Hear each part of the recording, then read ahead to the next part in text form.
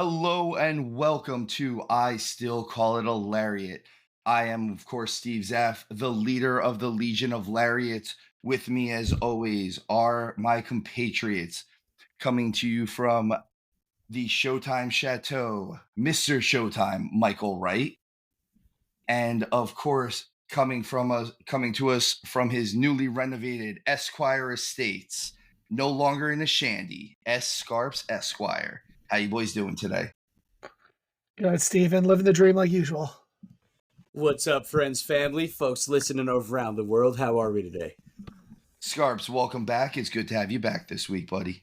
It's good to be here, guys. I hope my absence wasn't sorely missed, but I'm happy to be back and excited to get into some stuff. I mean, we It was left it. definitely missed, and I enjoy making fun of you to your face rather than when you're not here. It's just way better. I It's appreciate way better. It's so much easier. So guys, we have a pretty great show today. We're going to review AEW Revolution. We're going to talk a bit about Sting. We're going to talk about some of the stuff going on with WWE right now as far as Roman and The Rock and the different things leading into WWE or into WrestleMania, excuse me. And of course, WWE has announced their first two inductees into the Hall of Fame.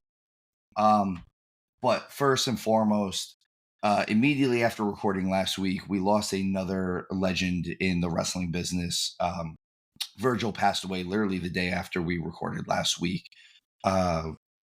For anyone in the newer fandom, Virgil unfortunately became a bit of a walking meme, and that's unfortunate because one of my favorite matches of all time is Virgil versus the $1 Million Man Ted DiBiase from SummerSlam '91.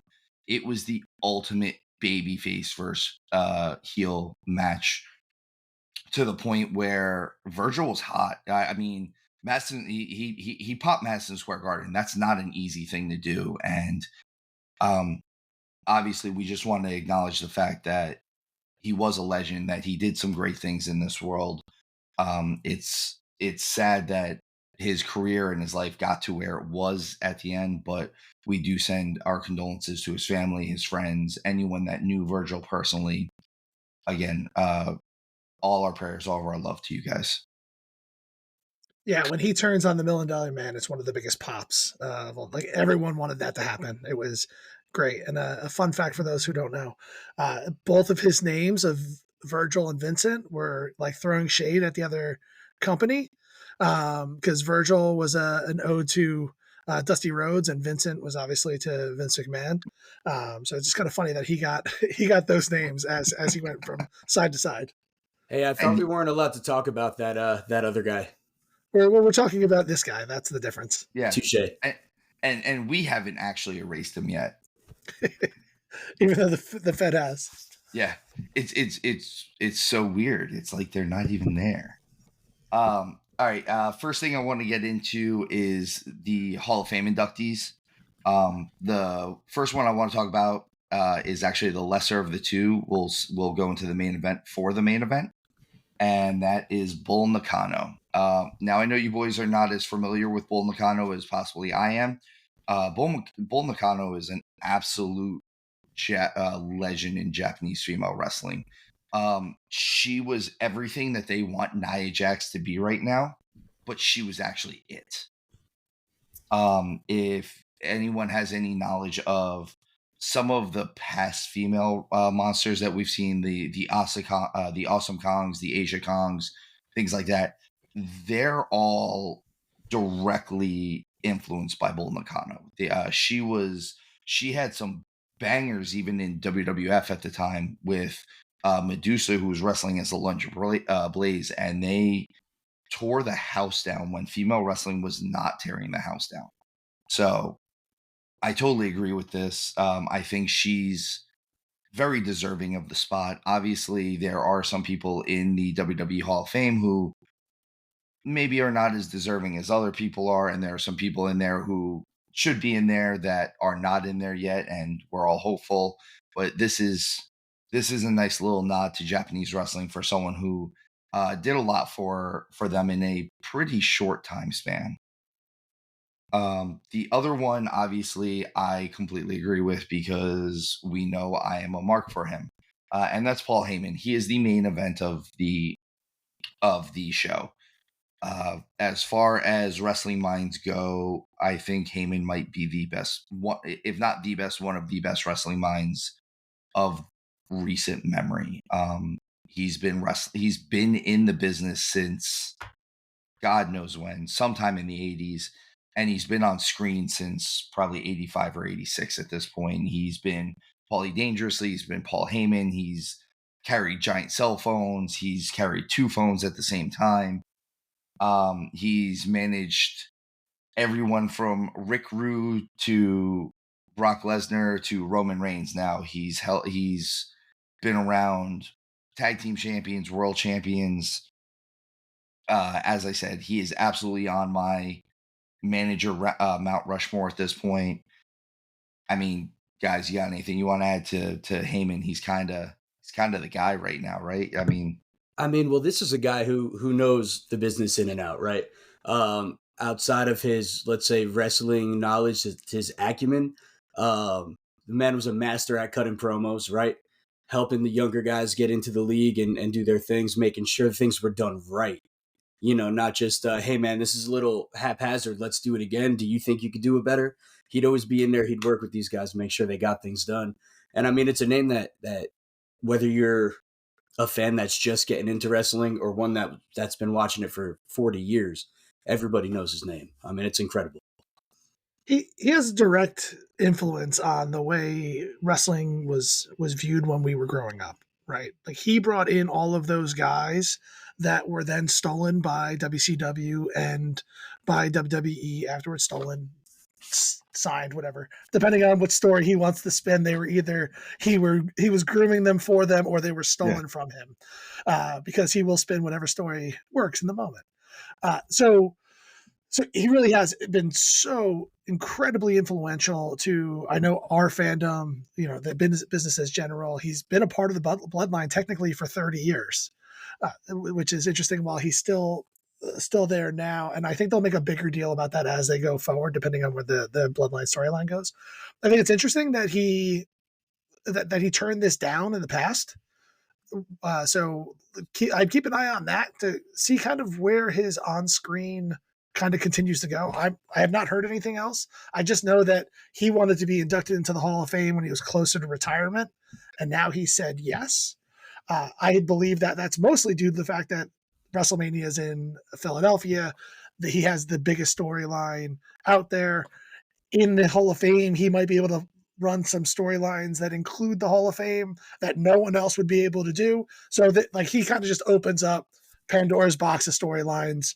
But something to keep in mind, as he had already said in the past, that he wanted to be in the Hall of Fame closer to his retirement. And though, of course, it's closer to his retirement than last time, this is something just to keep an eye open for. I think there's also something to be said about this being Triple H's first full Hall of Fame class, and being a part of that could mean something special to him as well. So he's a legend.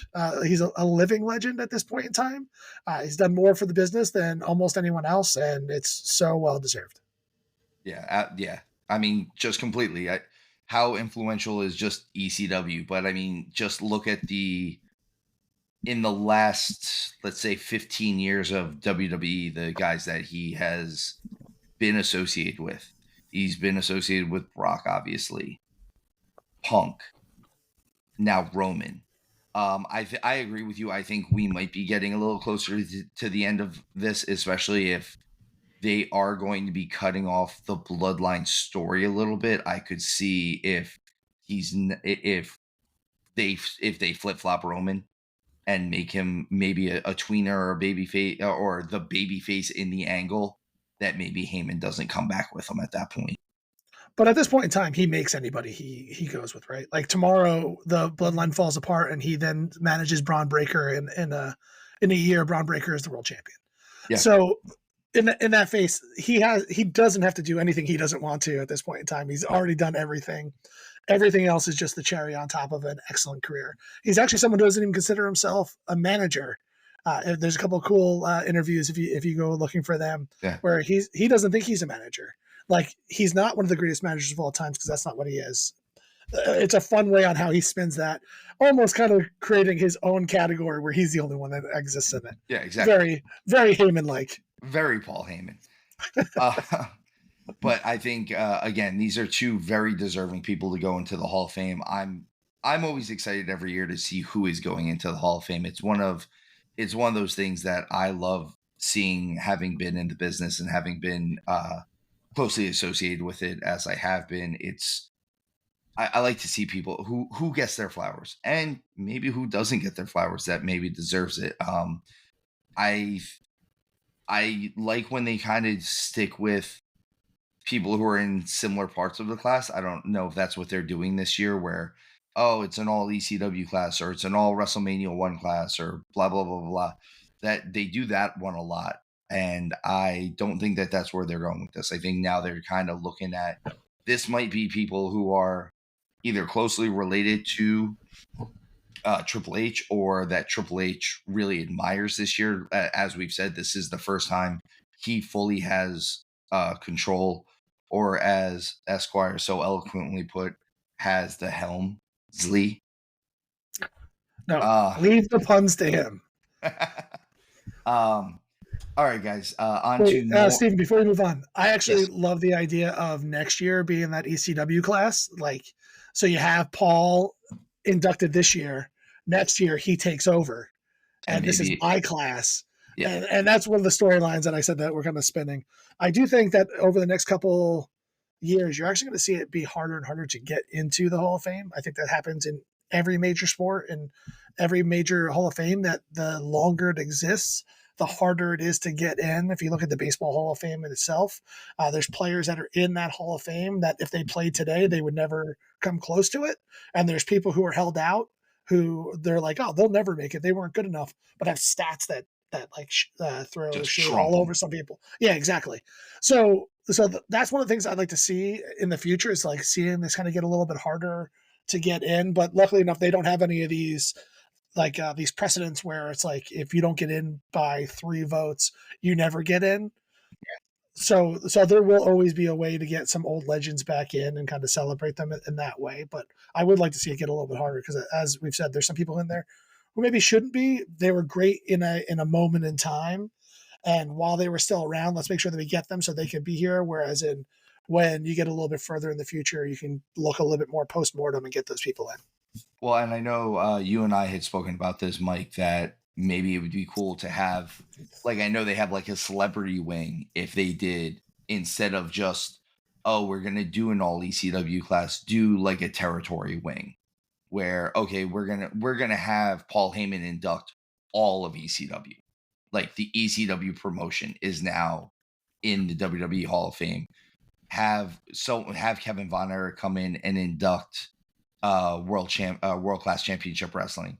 Have Greg Gagne come in and actually induct AWA, something along those lines, where, especially now that he's not involved and Triple H is involved, is the main guy calling the shots. Some of these guys that got burned in the 80s might be a little bit more adept to coming in and working with them. Well, listen, sunscreen wasn't that big a deal in the 80s, so there were a lot of people getting burned. This is true. You're welcome. Thank you, buddy. It's good to have you back. Listen, I'm here for you guys. Glad a week hasn't changed anything. Jesus Christ. Okay. Showtime, you've been kind of our lead on the WWE stuff. I'm going to let you kind of take that over. Do you want to start with the Roman stuff, or you want to maybe start with Dirty Dom? No, I think I'll start with the Roman stuff and kind of WWE in general. So right now, I think clearly the hottest storyline out there is the Bloodline, Cody, Rollins storyline. It's absolutely epic. I love every minute of it. The Rock coming back has been the best thing that's happened to wrestling in a long time, probably since the last time he came back. He brings so many people into the storylines. I love how quickly he became the most evil guy out there. It takes a lot of brass for someone who is probably one of the most biggest movie stars in the world to come out and tell one of the largest markets they're all a bunch of meth heads. I appreciate that. Like he's all in. Like that wasn't. He's No, not yeah. pulling punches No, whatsoever. Like he's he in. yeah, he's kind of he it. I do agree with you. Originally, he did kind of flip a little quickly on that, but Yeah, he went maniacal overlord real fast.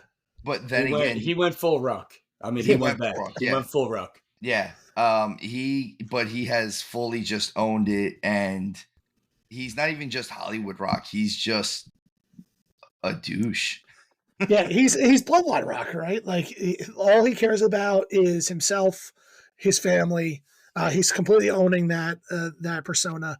I will say I was a little disappointed in that SmackDown in general. You had a 40-minute bloodline promo, which if it was 40 minutes of talking, I would have been all for it. But it was kind of like 20 minutes of talking and 20 minutes of just waiting to build anticipation, and would have loved to have seen that tightened up a little bit. If The Rock is going to talk, I'll give him the full SmackDown. Just put him in the middle of the ring and just talk all night, and we're good.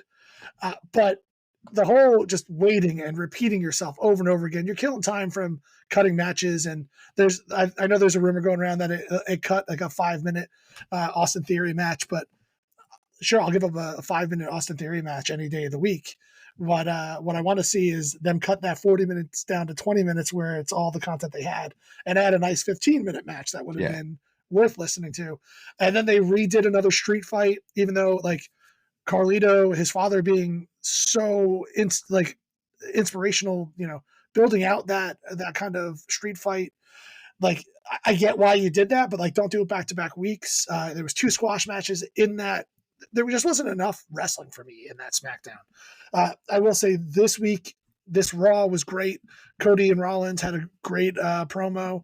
I'm not gonna use the Rollins new nickname for The Rock because I'll go the Cody route and just still keep calling him The Rock. I thought the highlight of it for me was actually the Gunter Dirty Dom match. I can't tell you how excited I am for Dominic Mysterio to develop into a strong wrestler. I hope that happens because I don't know if I've ever seen someone who's so over with the crowd. Every time he picks up the mic, the boos are deafening. The Rock just called an entire city, an entire state, a bunch of meth heads, and Dom still has more heat than he does. It's amazing on how much a mullet can do, and the ring psychology within that was great. Gunter picking him up and not letting the match be over because he just wanted to beat up Dom a little bit more, and then Dom coming a couple times close to an upset win. That's ring psychology. I made it clear there's a few moves that I think are completely overdone these days, and I think chops are one of them. I think there's too many chops in matches. No one's going to win a match through chops. And obviously, Gunter has a lot of that in his matches, but he's so talented that for him, I like that. I just don't want everyone else to just go into chop fests. I have a list of moves that I would like to see outlawed these days. Super kicks, because you get 5 of them a match. If you hit 5 super kicks in a row and you can't pin somebody, they are no longer super. They are just kicks. I would like to see no more spears unless you were actually in the NFL, because everybody is throwing one of these days. We'll get into Revolution, but every single one of those matches kind of seemed like they were almost the same match. Like, let's stop ending every match with a power bomb. The weak taunt kicks, having that 3 or 4 times. Anyone rolling to the corner in order for someone to hit something off the top rope, like just the opponent, if he's too far, drag him to the corner. They used to do that all the time, and now no one does that because I have to race to the top rope, and if I'm halfway across the ring, I have to roll to get in the position. Steve, you and I know this firsthand. You gave me a super kick once. I was too far out of the corner to take an elbow off the top rope. Did I roll to the corner? No, you just have to jump the whole ring and absolutely devastate me on the mat. Yeah, it hurt everybody. Everyone. It even hurt everybody. The ref. Even the ref. And I don't want to see people hurt at all, but that's how the matches go. And the finger grinds. Let's leave that to 1 or 2 people. You can't do that every single time when it doesn't make sense. There's just a lot of the parody that's going through. Even But I thought this. I had a lot of thought on this one. They kind of, I don't want to say stole this spot, but there was a spot where Kingston chopped the post at Revolution, and then Dom and Gunther did the same spot on Raw. And I'm not going to say they stole it, but if anyone is going to steal a spot from somebody else from a pay per view and use it, let it be Dom. Now let's get not just heat with the with the crowd, but let's get heat within the wrestling community as well. Like it's a solid move in my opinion. So overall, I thought Raw was great. I thought there was a lot of good things. The main event was so predictable of how that's going to go. Jay is going to get screwed every single time until Mania, and then probably get screwed at Mania. And I think right now, I know I talked a lot about Dom, but McIntyre is another one who I am so over right now with. I think he is like he's crushing it. Like you've said this before, the best heels are the ones who don't think they're heels. And in all honesty, I don't think Drew McIntyre is a heel. He's not a face, but he's not a pure baby face by any means. But he is literally telling everybody, if you're going to keep doing this stuff, I'm going to take my victories and I'm going to take my belt and I'm going to go home and I'm going to be pissed about it because Rollins, you're not paying attention to me and you're going to lose this belt to me and then it's going to be tainted. And I have to deal with that BS. Again. And like, how dare you? He sounds like a little bit of a salty ex-girlfriend right now. Well, listen, you know, Showtime and I usually disagree on a few things, right? We go head to head. I got to say, for the first time, I'm in complete agreement. And to paraphrase him slightly, there is just way too much fingering in professional wrestling right now. So much fingering. I agree with him. Way too much fingering. Too much. I'm being hypercritical, and I get that. Like I do that particularly around matches. Like I get hypercritical, but that's because like I think we're in pretty much an agreement that I feel like we're on the precipice of maybe like a new golden era or a golden age of wrestling. Like you have so much going on. Maybe some of the best talent I've ever seen. I think that the WWE and AEW probably has the best top to bottom talent I've ever seen. Yeah. Like maybe there's been better wrestler. Like Bret Hart is one of the best fundamental wrestlers I've ever seen. I don't think anyone's on his level at this point in time from him in his prime. But if you take a look at any of these rosters from top to bottom, they might beat the talent top to bottom in any other era of wrestling. I just want to see them really hone in, take this to the next level, and really have a product that you can't complain about because I can taste it. It's right there.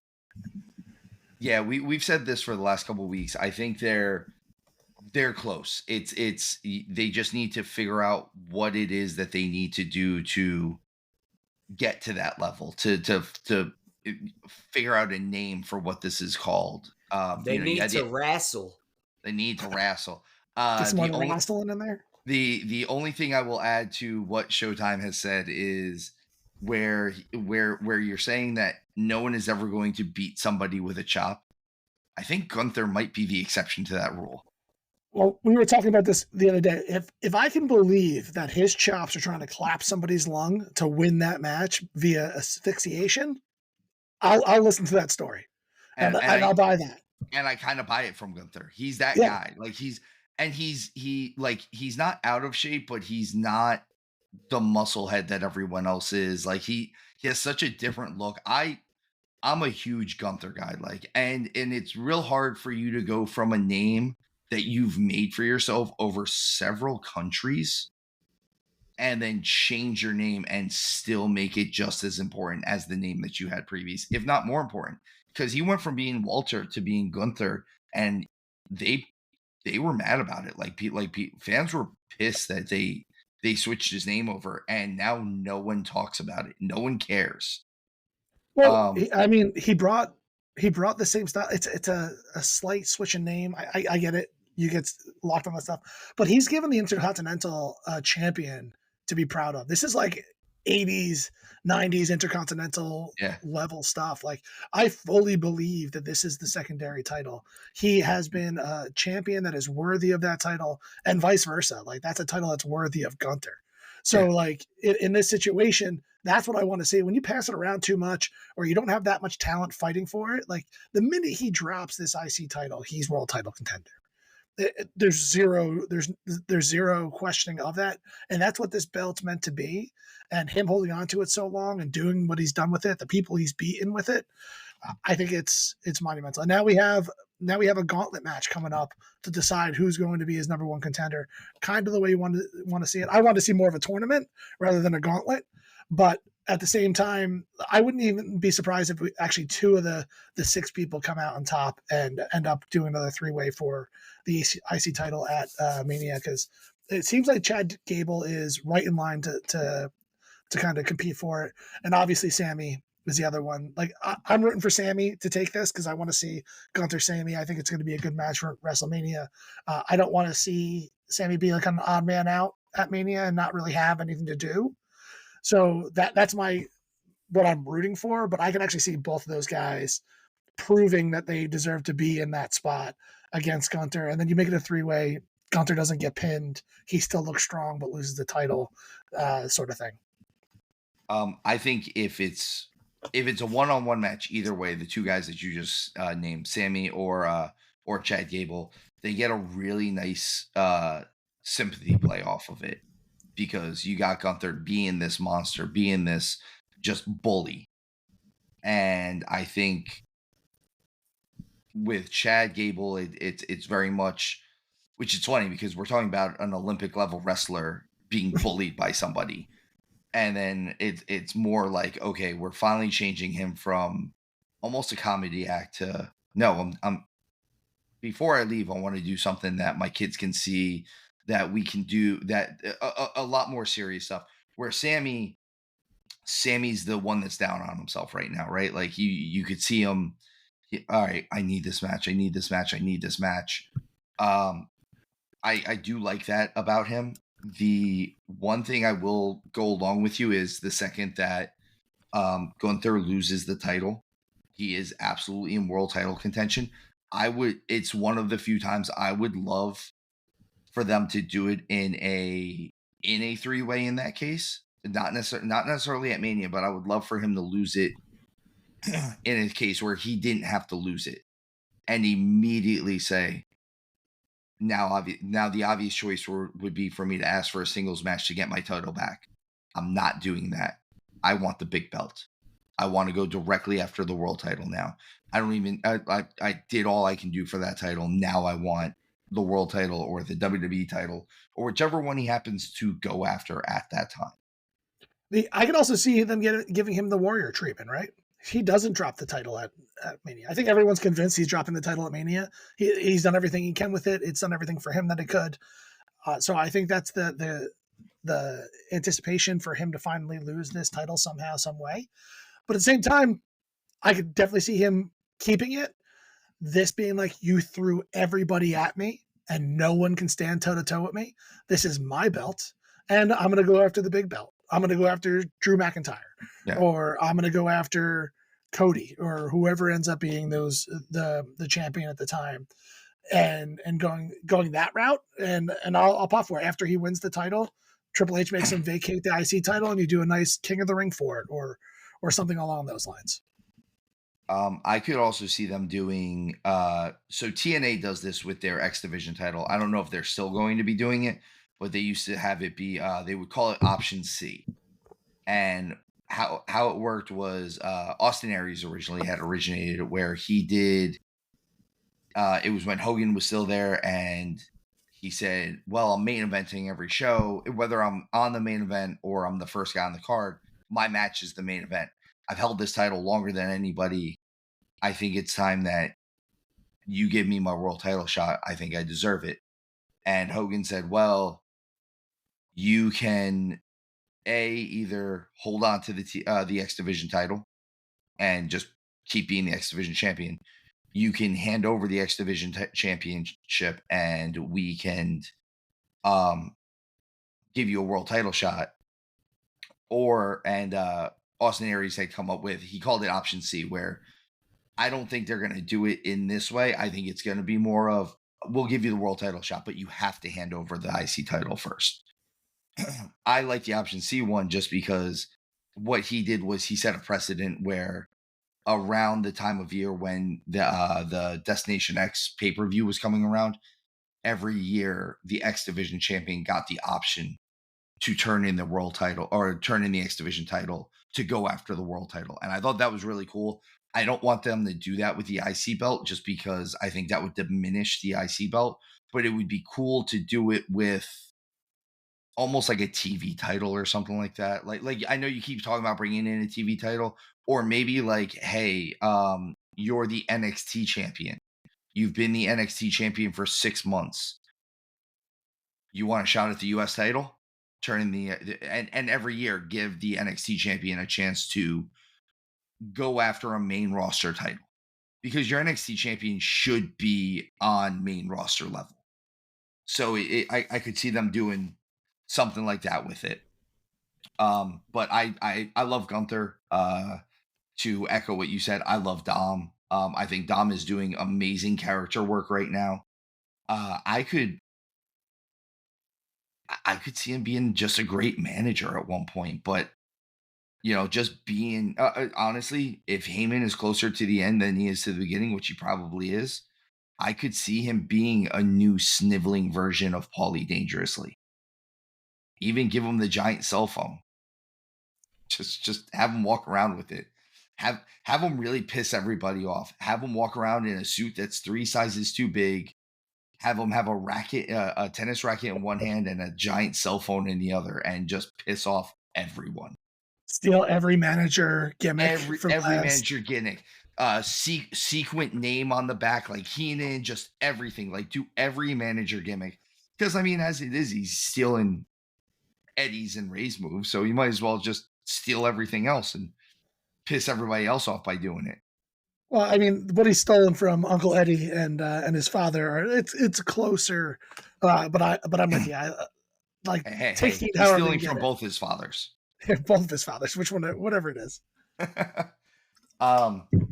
Overall, I think WWE in general is they're in a good spot. I mean, they're in a good spot leading into Mania. I think Triple H is doing all the things he's supposed to be doing right now.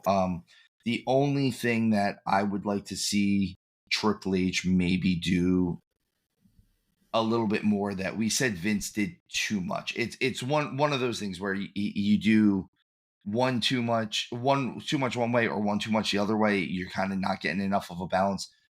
I don't want to see him always listen to the fans, because being both a worker and a fan, I can honestly tell you sometimes the fans are wrong. They are. They get it wrong. Like they say they want something, and then when you give it to them, it ends up being not what they want.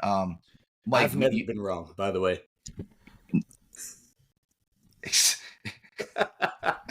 You know what? That's for a different show.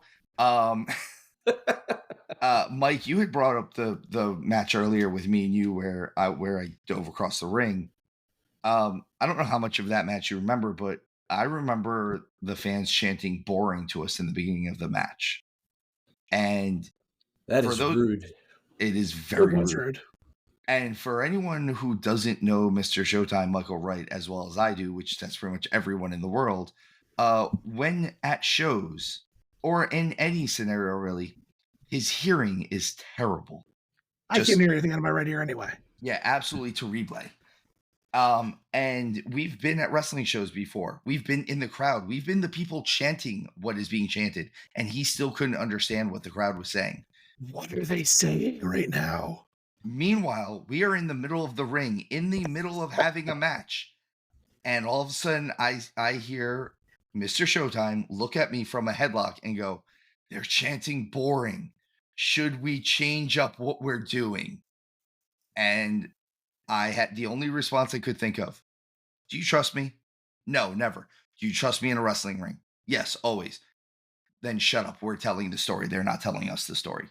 Sometimes you have to accept that what you're getting in chapter 1 is not what you're going to get at the end of the book.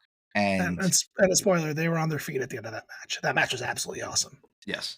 In fact, we should have stolen the show if it weren't for a couple of other guys that did just stupid stuff. Yeah, they were awesome in that other match. There's a 3-way match, and they were flying all over that VFW hall or whatever it was. But yeah, like I said, WWE, I think I agree with you, Showtime. I think we're on a precipice of something amazing just in wrestling. I keep saying that we're about to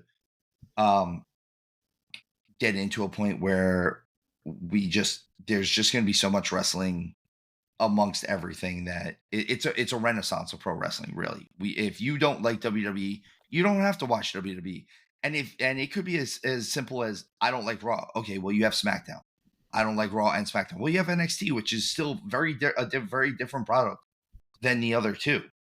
And if you don't like any of that, you have AEW, you have Ring of Honor, you have Major League Wrestling, you have Japan, you have promotions that are in England that are doing amazing stuff right now, like Rev Pro and stuff like that. There's not this like small niche of pro wrestling that is the only thing that we can watch now. And the internet has made the world a much smaller place. So you can always find what you're looking for. And in the same sense, I like old wrestling. We all like old wrestling. I like Trish Stratus.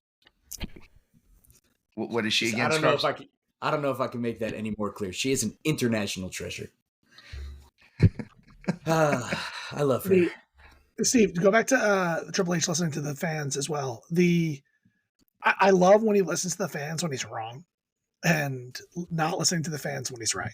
Yeah, I think that there's a difference there. Like not like listening to the fans and giving Cody Roman was the right move. You had been building that story for over a year. He had won the Rumble twice. It was clearly the way he was going, and then just giving him Rollins was flat. It just didn't make sense. There's other storylines where like people are starting to chant people they like, or the wrestlers using the social media to get over. I love it. Like help put that, like the people want to see them, help put them in line. Don't change things that you've been building for a year or two. Like don't take away that culmination because someone is starting to get hot in the moment, because you could use that momentum next as you line up the next wave of these storylines. Yeah, don't change how you're telling the story. Like maybe change the end of the story, but like, or it's a separate story. Like not everyone has the same story. So if you're I know the big thing is now is telling the story in wrestling or finishing the story in wrestling. Listen, man, I wrestled for 20 years. I've been a fan for my entire life.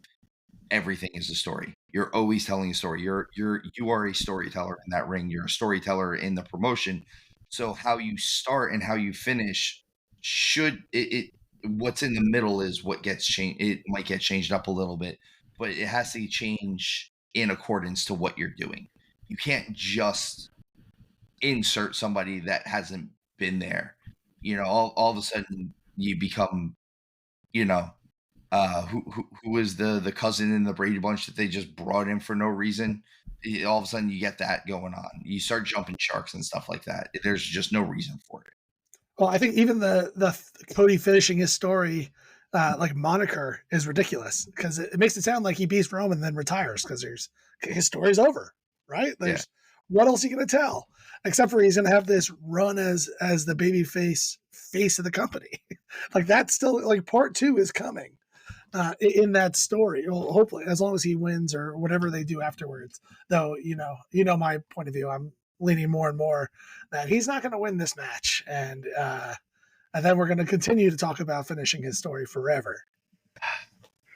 Could happen. It could happen.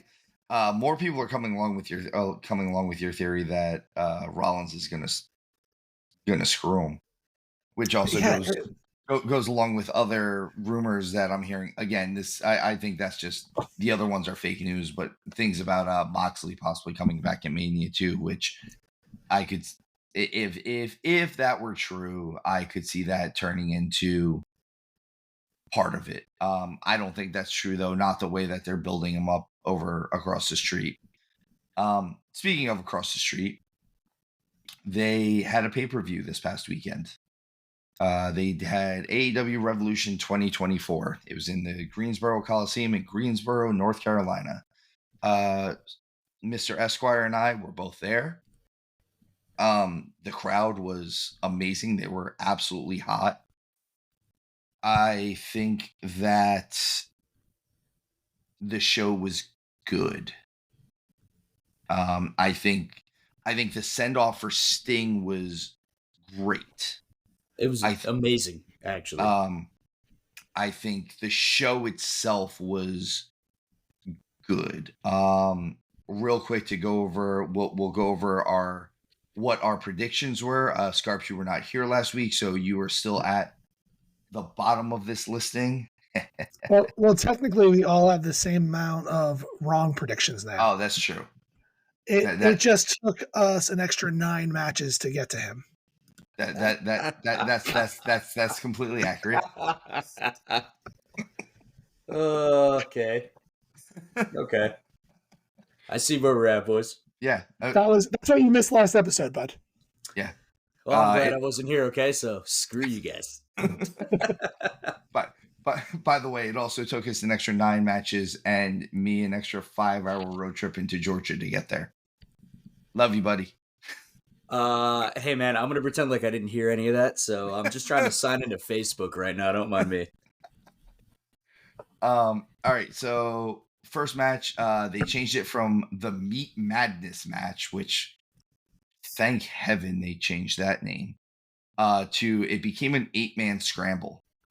And it was everything that you expected an 8-man scramble to be. I realized that this is the first match that we have listed on here. This was not the actual first match on the card, just for the record.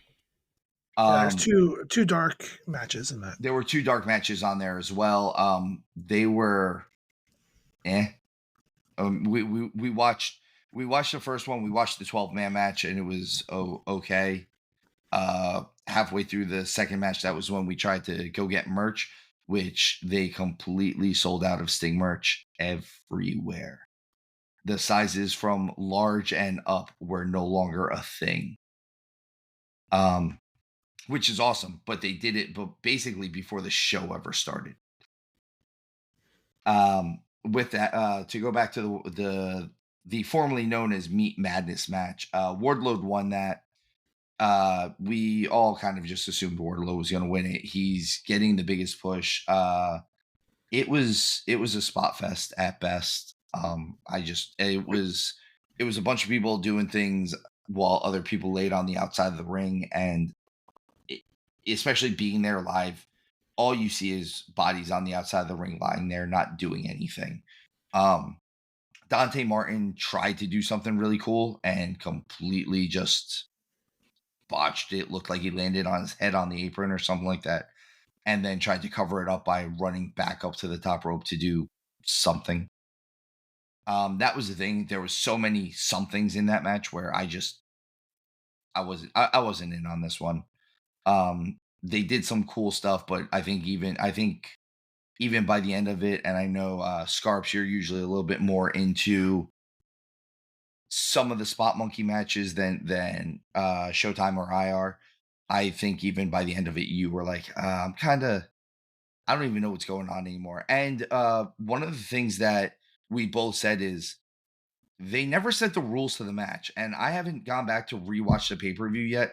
So Showtime, I know you watched it on pay-per-view. Did they go over the rules of the match when they before they came out or anything like that? Yeah, they talked about it throughout the match. It's the first fall. It kind of fell through, but it was showcasing the big guys, then showcasing the little guys, giving everybody their 2 minutes of FaceTime. I've never seen an 8-man scramble type match look cohesive. It's just too many people, and so just way too much.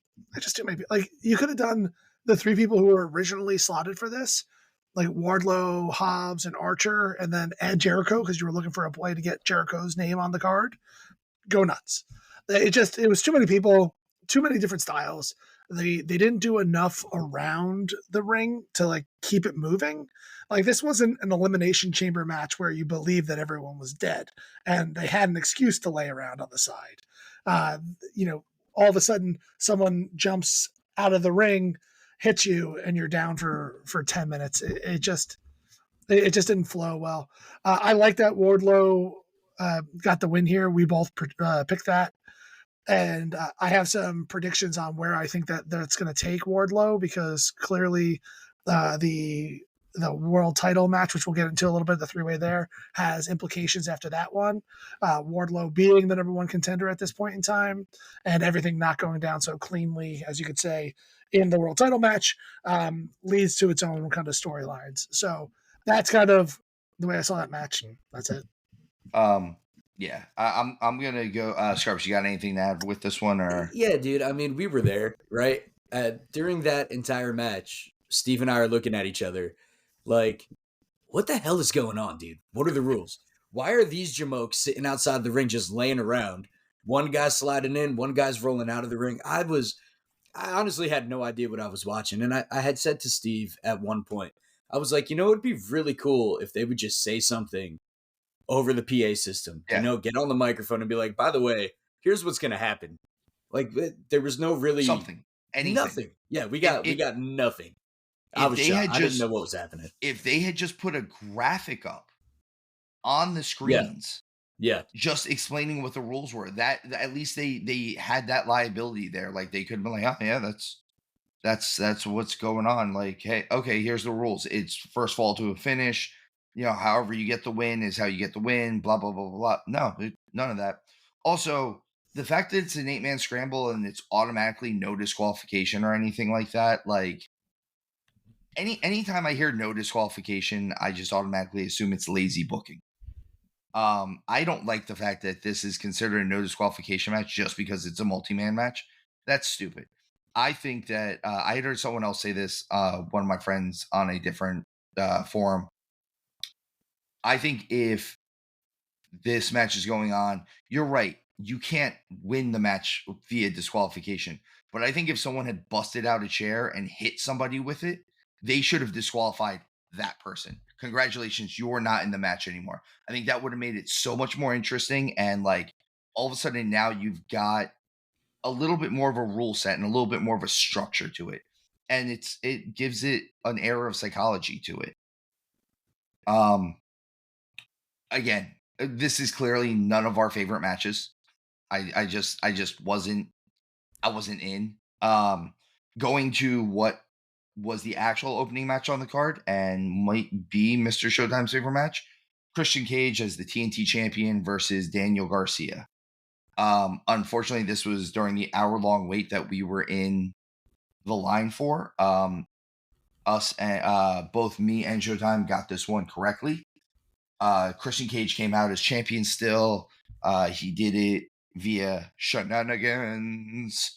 By the way, I would have gotten that one right, boys. I just want to go on the record and say that. So far, I'm batting 1,000 for this event because I haven't made any official predictions. I love it. Well, yeah, Scarps, that's a good point. You did technically get 0 wrong this pay-per-view, and that's thank you. That applaud. Golf clap. Thank you, boys. Thank you. I went back and rewatched. This is actually the only match that I've had a chance to rewatch on the pay-per-view. I think this was very good. I halfway would have liked less shenanigans. I didn't need the entire patriarchy down there or something. I don't know. Maybe it's just the fact that it was a 9-match show. There was a lot going on just in general. There was just a lot. Hey, can we talk about the lack thereof or just how slow the refs were at doing outside of the ring countdowns? Outside of the ring countdowns. This match especially. Pinfalls. Everything. They were I don't know if it was intentionally slow or they were just out of it. They just don't count. They just don't. And I was like, even pinfalls, we were talking about it in the last like 4 matches.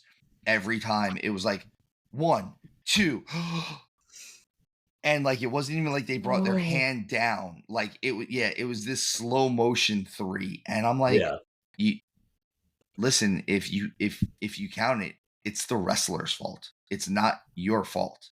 You're trained that way as a referee. So it's little things like that. AEW needs to clean that stuff up.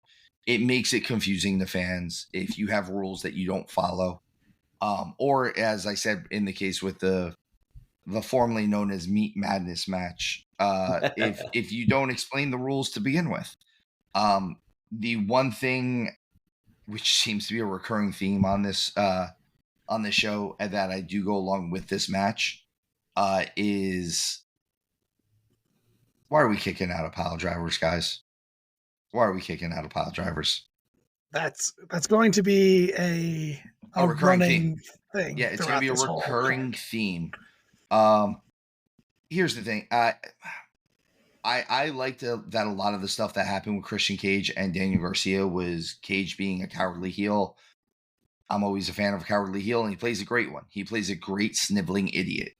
I mean, this is a guy whose nickname was Creepy Little Bastard. I love that a lot of it was him getting a hand on the rope, or him getting a foot on the rope, or this, that, and the other thing. That I'm fine with. Don't kick out of pile drivers, though. Don't, if you have the full weight of your body dropped on your head, you shouldn't just be out cold. You might be dead.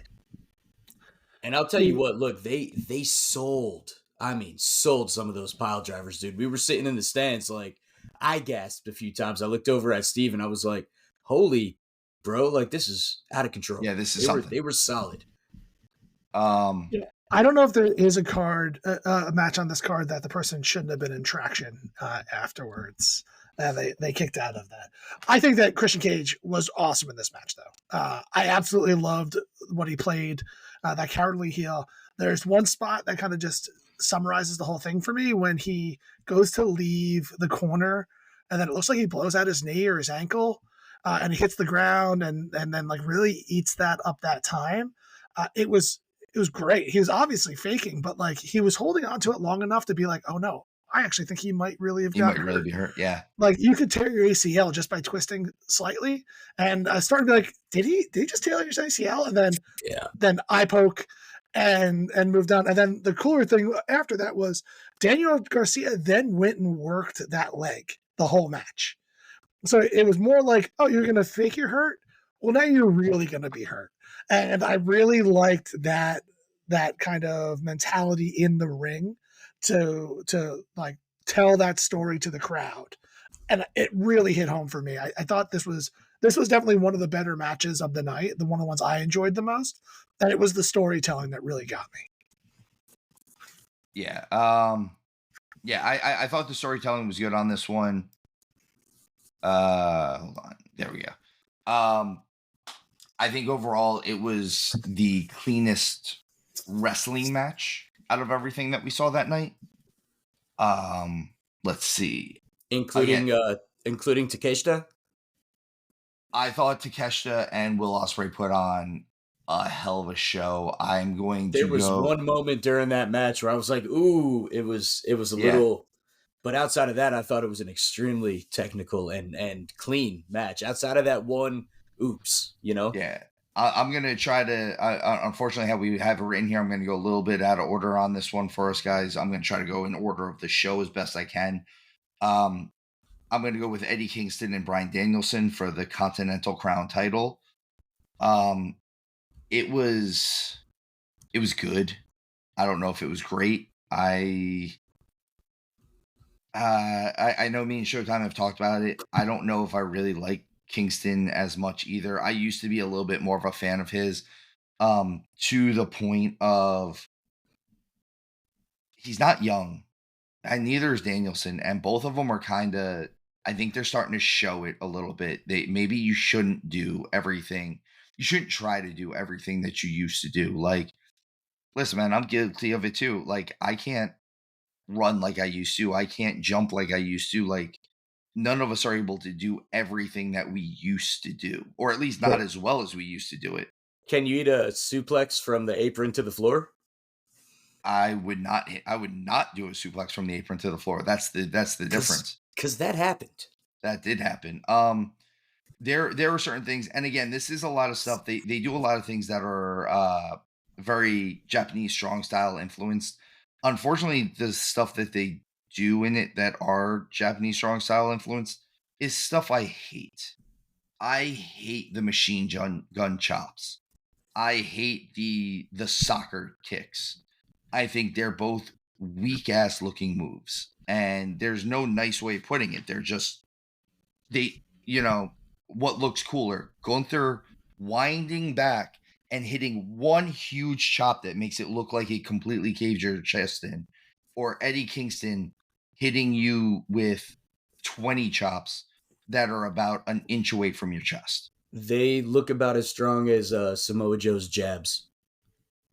Yep, that. And I like, bro, I like Samoa Joe, but I digress. All around, I think this might have been some people's favorite match. It was not mine. I thought Kingston. I believe I kept saying to you, Scarps, during the show, like every time I'd look over, Kingston just looked dead. You're supposed to be. You're technically the babyface in this situation, and there is no life to you until you do a move. I don't buy it. I don't believe you. I don't believe what you're selling me anymore, because you shouldn't be dead. You should have some sign of life in you. There needs to be a reason why I sympathize that you're there. And I didn't have it. I didn't have any sympathy for Eddie Kingston when he won the match. I didn't care. He did hit Danielson with a lariat. He did hit Danielson with a lariat. There were a lot of lariats. I think the new plan. A lot of lariats. I think the plan is that from now on, for pay-per-views, PLEs, whatever we want to call them, we need to start counting how many lariats we have per show. Yeah, I like it. And if nothing else, every time one got hit, you would hear Scarps and I, Lariat! It's a true story. I was waiting for other people to come along with us, including the drunk guy sitting behind us and the smelly kid sitting in front of us. So listen, I will comment on the drunk guys behind us because they were awesome. Okay, they kept our section at least laughing. They were chanting. They were loud. People were following around. They were great. And another thing, folks, we all like to go to live events from time to time. I think it's very important to practice personal hygiene when you're going to be someplace with thousands of people, because these places do get hot. You will sweat, just minor things to touch upon, but that is what it is. I've said my piece. By the way, his actual description was, at the show, he smells like a county fair. And then I added, with broccoli. And I died. I lost it. That's about all we can add to this match at this point, as far as I'm concerned. I think we've all kind of said that this isn't what we wanted. Showtime, I know you said you definitely were not in on this match. Like, this style wasn't my style. And you covered a lot of things that I went to as well. I don't like the machine gun chops. I don't have much history on Eddie Kingston, so I don't want to completely bury him or anything like that, because he's clearly over. People like him. People like his style. So to each their own. The thing I have the biggest problem is I just feel like they're burying Bryan Danielson. Like, he's dominant on regular shows, but every time there's a title shot, he loses. He's just there to get people over. I get how he's trying to put over the next generation of talent and things along those lines. I think you're going to see that again with Ospreay, because it looks like they're going to probably face off against each other soon. And he's just kind of putting people over at this point. And if that's all he wants to do, then cool, get it. But I think you're just kind of wasting his talent. He has more to offer than what you're currently getting out of him. Yeah. What's next should be the Orange Cassidy versus Roderick Strong for the international title. Orange Cassidy is the champion coming in. Showtime, I'm going to let you take the lead on this one, only because I feel like we know my personal feelings on Orange Cassidy at this point. So I need someone who is a little impartial on this match to kind of lead this one, because I'm going to bash Cassidy. And that's not what this match should be about. So I think this match had everything you wanted from it. I don't know how you could be disappointed on what they put out there. They had a great match. The There was some, obviously, I rolled my eyes at a couple spots that are in there, but overall, I thought it was a super quality match. We both got this right that Roderick Strong was going to win this match. It was time for Orange Cassidy to give up the title. He had done everything similar to what we were talking about Gunter, to a lesser extent, of course, because Gunter's run is historic. But Orange Cassidy wasn't even supposed to have this title. Like, he kind of had a second run with it, what seems like by accident. So, like, he had already kind of done everything with it. I think it's going to propel him into the next echelon within the company, which is, it seems like the direction they want to take it. And so, all in all, I thought it was a pretty solid match. It was like probably in the middle, because I feel like there was a lot of really good matches and a lot of not so great matches, and then everything else kind of fits right in the middle there. Yeah. But I had no complaints. I enjoyed it while I watched it, and everything that went down was exactly what I expected to go down. So I really like the fact that for those that maybe haven't seen the match, Orange Cassidy came out wearing like a whole bunch of kinesio tape, right? He had it on his ribs, his shoulder, his back, and I thought it was just really, really cerebral, just smart for Roderick Strong. I mean, he was attacking Cassidy's back the whole time. Yeah. I mean, he was coming in with backbreakers galore, right? Hit him with the Boston Crab at one point, which I thought was cool because I didn't expect it, to be honest. But he was really going after Cassidy's back the entire match. And I mean, that's what you get when you come out all taped up right here. It's like, hey, there's a good spot for me to go after. And he did.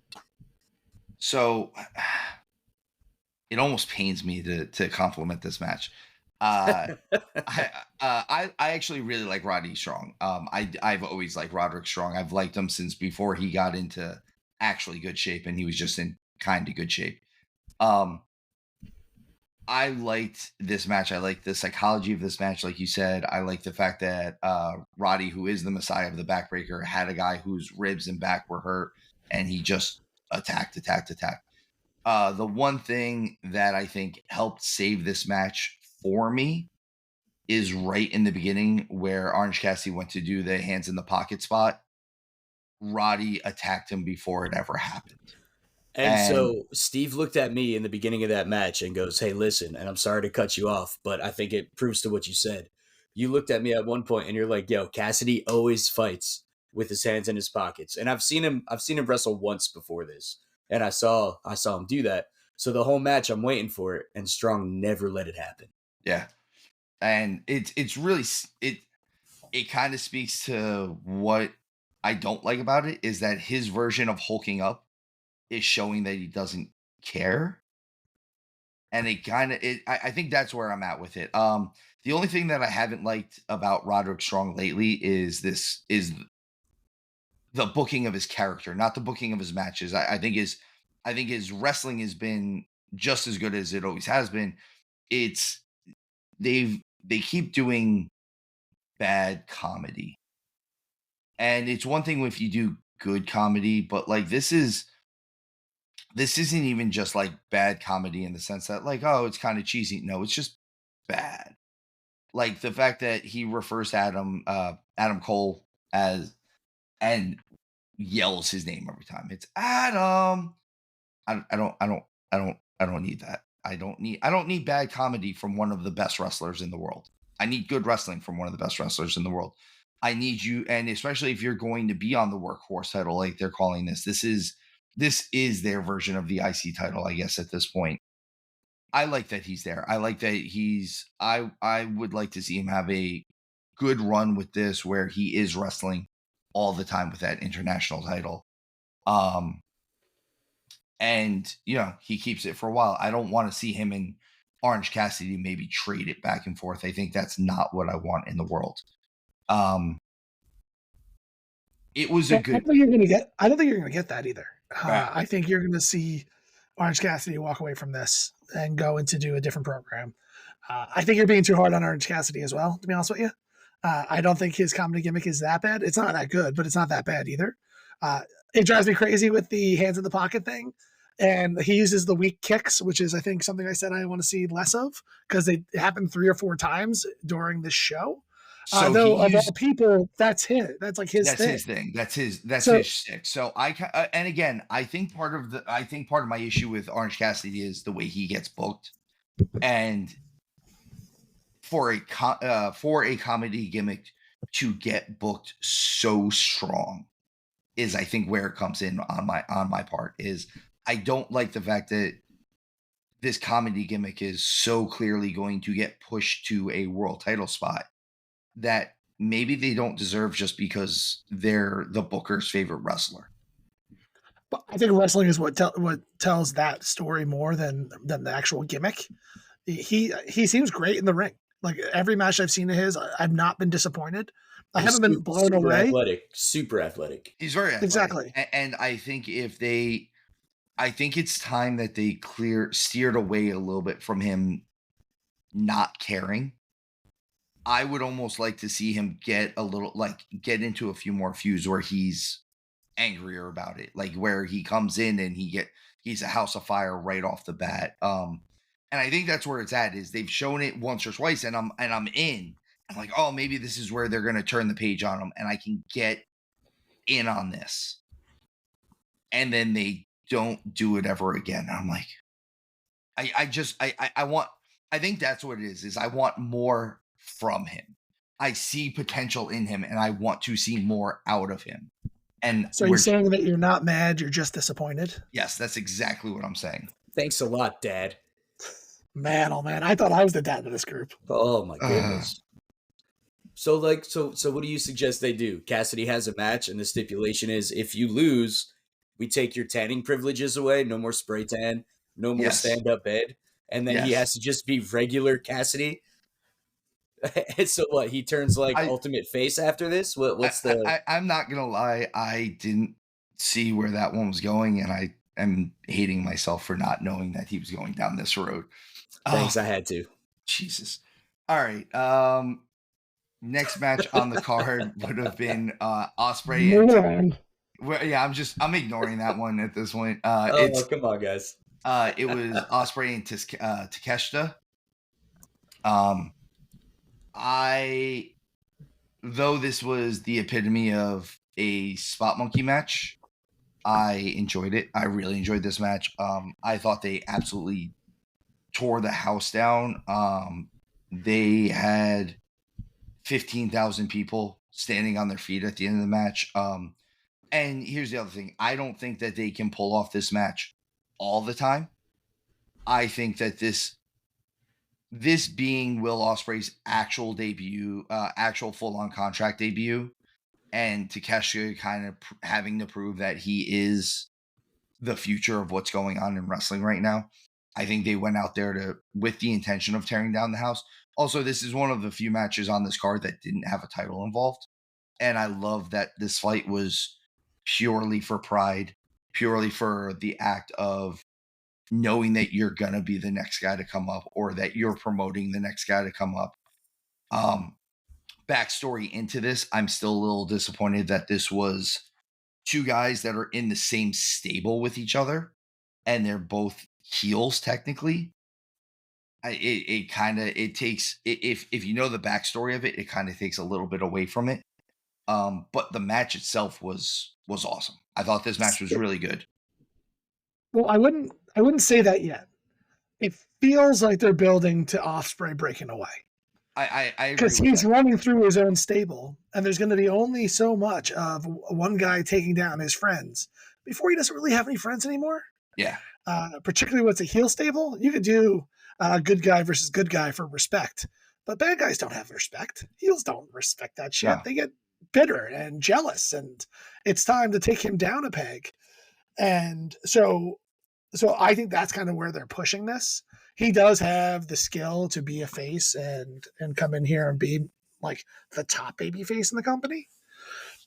So we talked to this. I think he might arguably be the best wrestler in the industry right now. He has all the skill. That match was amazing to a certain extent. I always have my gripes when I believe that you should be in traction, because these guys pulled off some spots in this match that they should never have gotten out of. They should never have kicked out of. And it kind of it pulls you in and out. This match was the epitome of, I'm pulled in. I'm so in on this match. This match is absolutely amazing. It could be a 5-star match, and then one thing happens where it's too big of a move. they kick out of the 3 count, and I'm like, oh yeah, let me sit back. I'm out now. Like this, like it was a roller coaster of a match. Forget about the background, right, and the backstory for these guys. The match itself, excuse me, for me had real Rocky Apollo vibes. You feel me? Like this match was intense. It had the entire arena on their feet, practically. I mean, there wasn't a quiet moment during that match, and the match itself, I thought, was extremely technical, and a very advanced match, if that makes sense. Yeah, definitely. And of course, the match that should have killed both, or the move that should have killed both of them, was the brainbuster off the top. I don't know if there was anyone watching the match that when that happened, didn't. Scarps and myself included. Yeah. And I know Ospreay commented on it during the media scrum, saying that he's never felt a move that put him in so much pain his entire life. I would have to go back and watch that specific area again to see how long it is between that move and like a pin, or like how he got out, how he kicked out, if it was a rope break or something.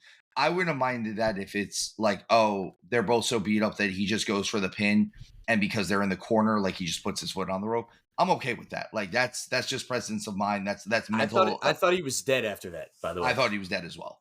Yeah. He probably should have. It was a super weak cover, right?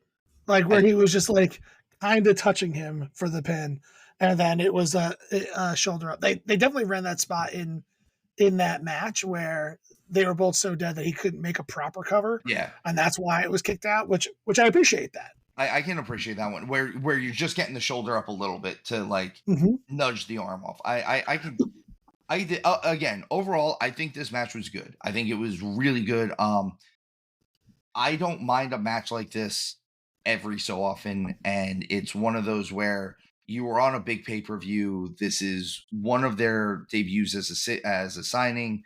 It's the other one who it's the first real showcase that we've gotten of him as a singles wrestler. I'm okay with this match. All around, I thought this match was exactly what it was supposed to be in this case. At the same point, if this is what they end up going and doing week in and week out, I'm going to get tired of it. But I think they're going to be smart enough to not do this every week. I think if they do this week in and week out, you're not going to have time to get tired of it.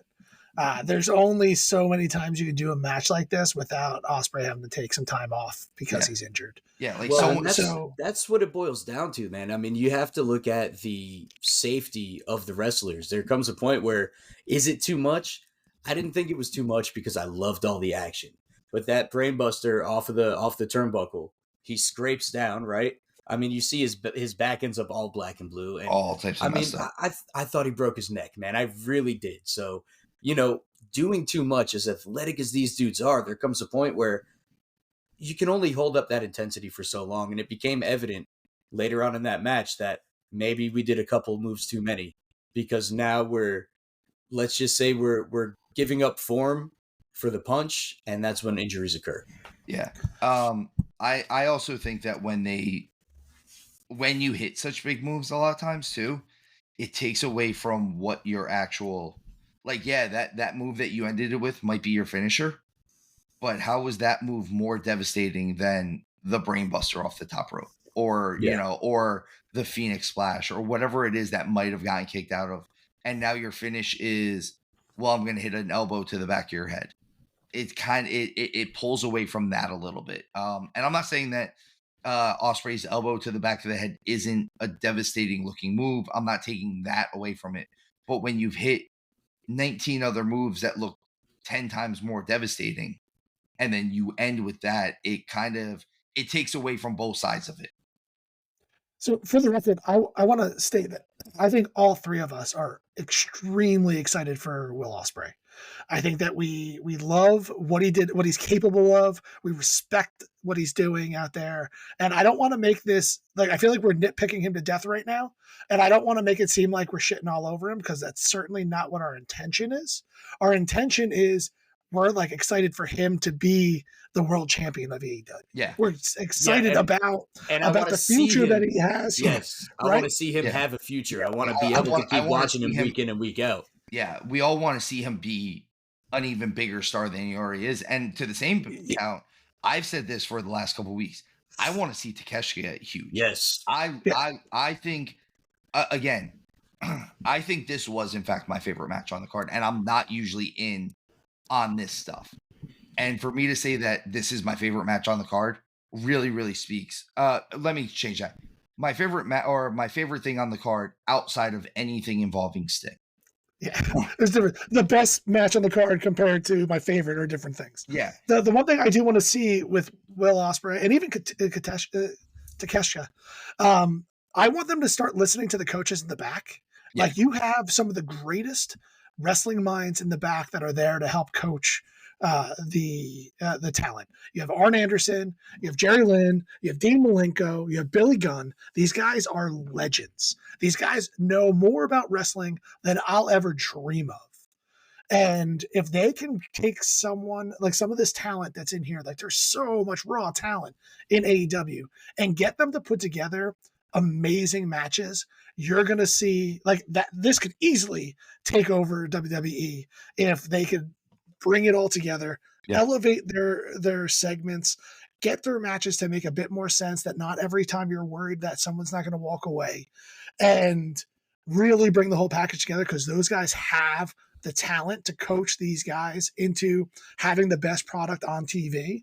That's where you're going to get that happy medium, and I'm really excited to see some of that. You just need the younger guys to listen.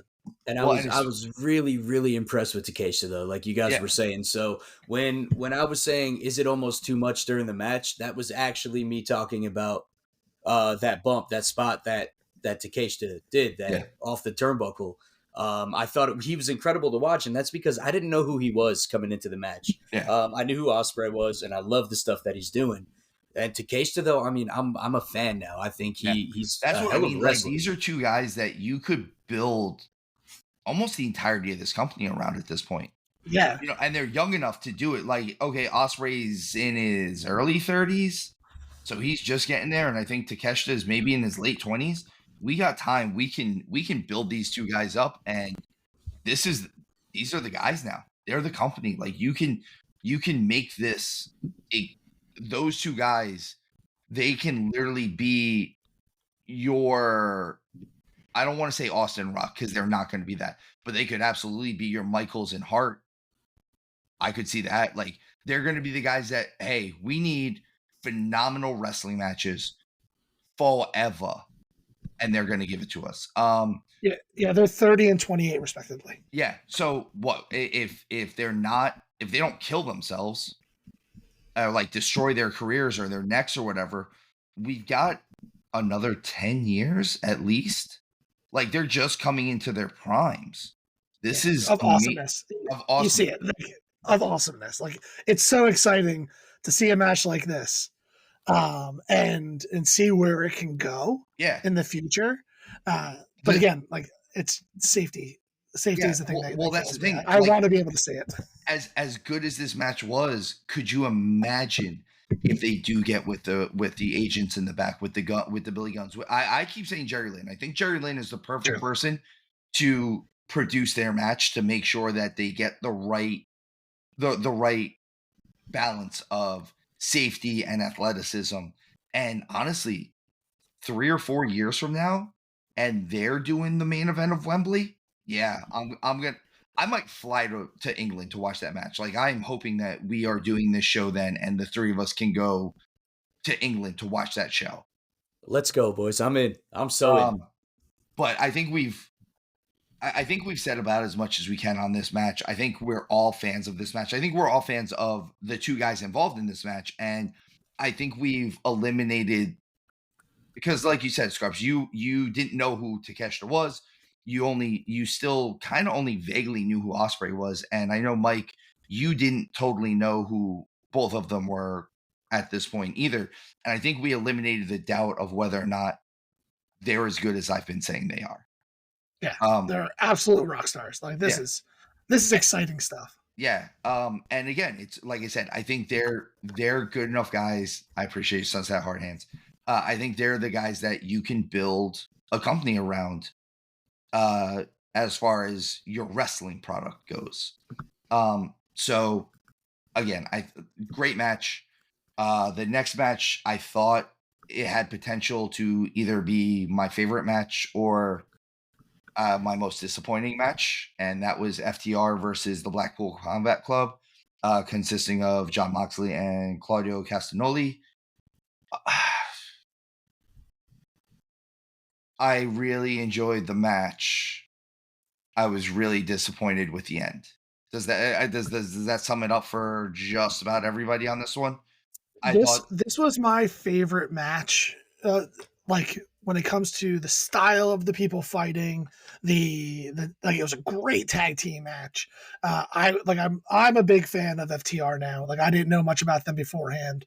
I love their style. The use of blood was perfect. I'm not a big blood guy. I don't like it when it's done the wrong way. no, but This was the it wasn't egregious. It was the right No, way to do. he had a slit on his nose. It was the perfect way to do it. It elevated the intensity of the match the way it's supposed to. It was done so well. At the same time, there was a moment in this match that completely ruined the rest of the pay-per-view for me. It was when Moxley got hit with a spike pile driver with the one guy from FTR on the top rope, the other one holding him, pushed both feet down, and Moxley's dead. Like that's what happened. They killed him in that ring, and then he kicked out. Yeah, and didn't he no sell it? Like he stood right up. Yeah, he no sold it. Like that spike pile driver should have put him down. Now you want to pull the pin away, being a tag match, and let it continue. Do that. There's ways to do something so devastating like that, a move so devastating, and then allow it to continue to go.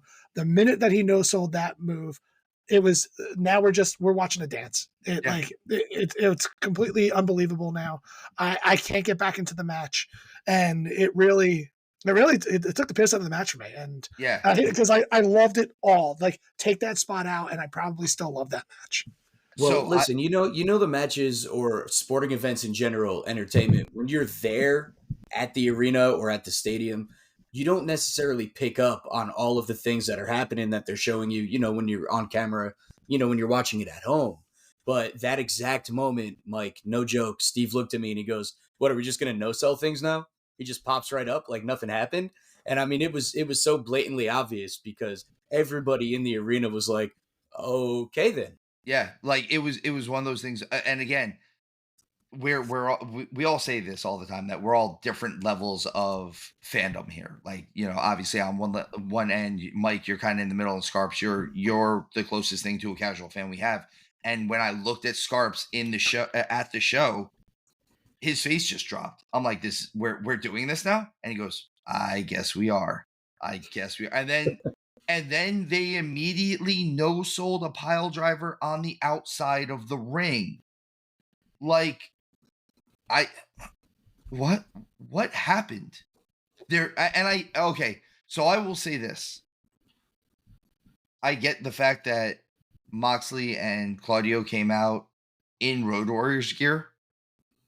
They're not the actual Road Warriors. You can't just no sell the pile driver because you are dressed like Hawk. It doesn't work. Especially I'm sorry, Moxley neither one of those guys look like Hawk or Animal. Claudio is a little closer. Moxley looks like he should be running a plumbing company somewhere in Cincinnati. But I mean, you looking like you're gonna I don't get it. You're gonna part of the reason why Hawk was able to no sell a pile driver was because his neck was the size of most people's legs. You can believe it. Nothing that they've done before this has given me, there it is.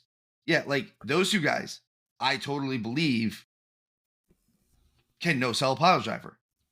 Moxley gets hit with a spike pile driver and no sells it. And like you said, everything up until the last 4 minutes of this match, I'm in. This is I'm in. It was they pulled back Moxley and and Claudio stuff, not so much Claudio, but more Moxley stuff that I don't like. They reeled him in enough where this was a good tag team match. If they had just finished this the way they should have finished this probably would have been my favorite match on the card. It was gearing up for my favorite match on the card. Yeah. I was just super pumped because we found a beer that literally epitomizes Showtime. And it says, if you can't be good, be bald. We're in. I'm only mostly bald. Come on. I'm just playing, bro. But we did find these cans, and I was like, well, I have to buy it.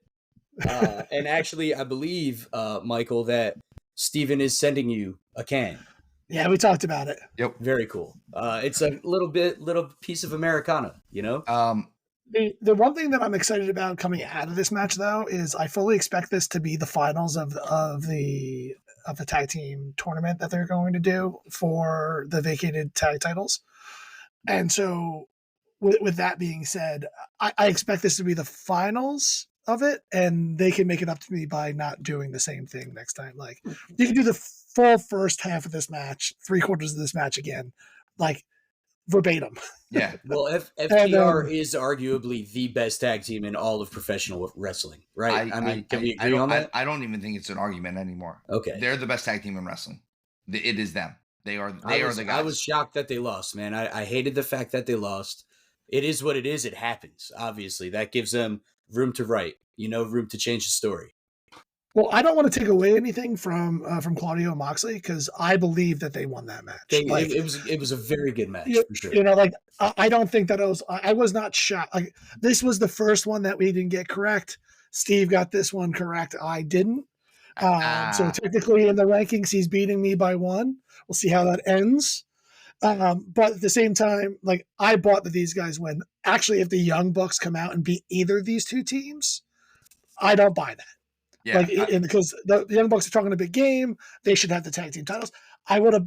I won't get too much into what happens later, but I mean, I feel like everyone knows. Anyone that's listening to this podcast knows what happens in the main event of this show.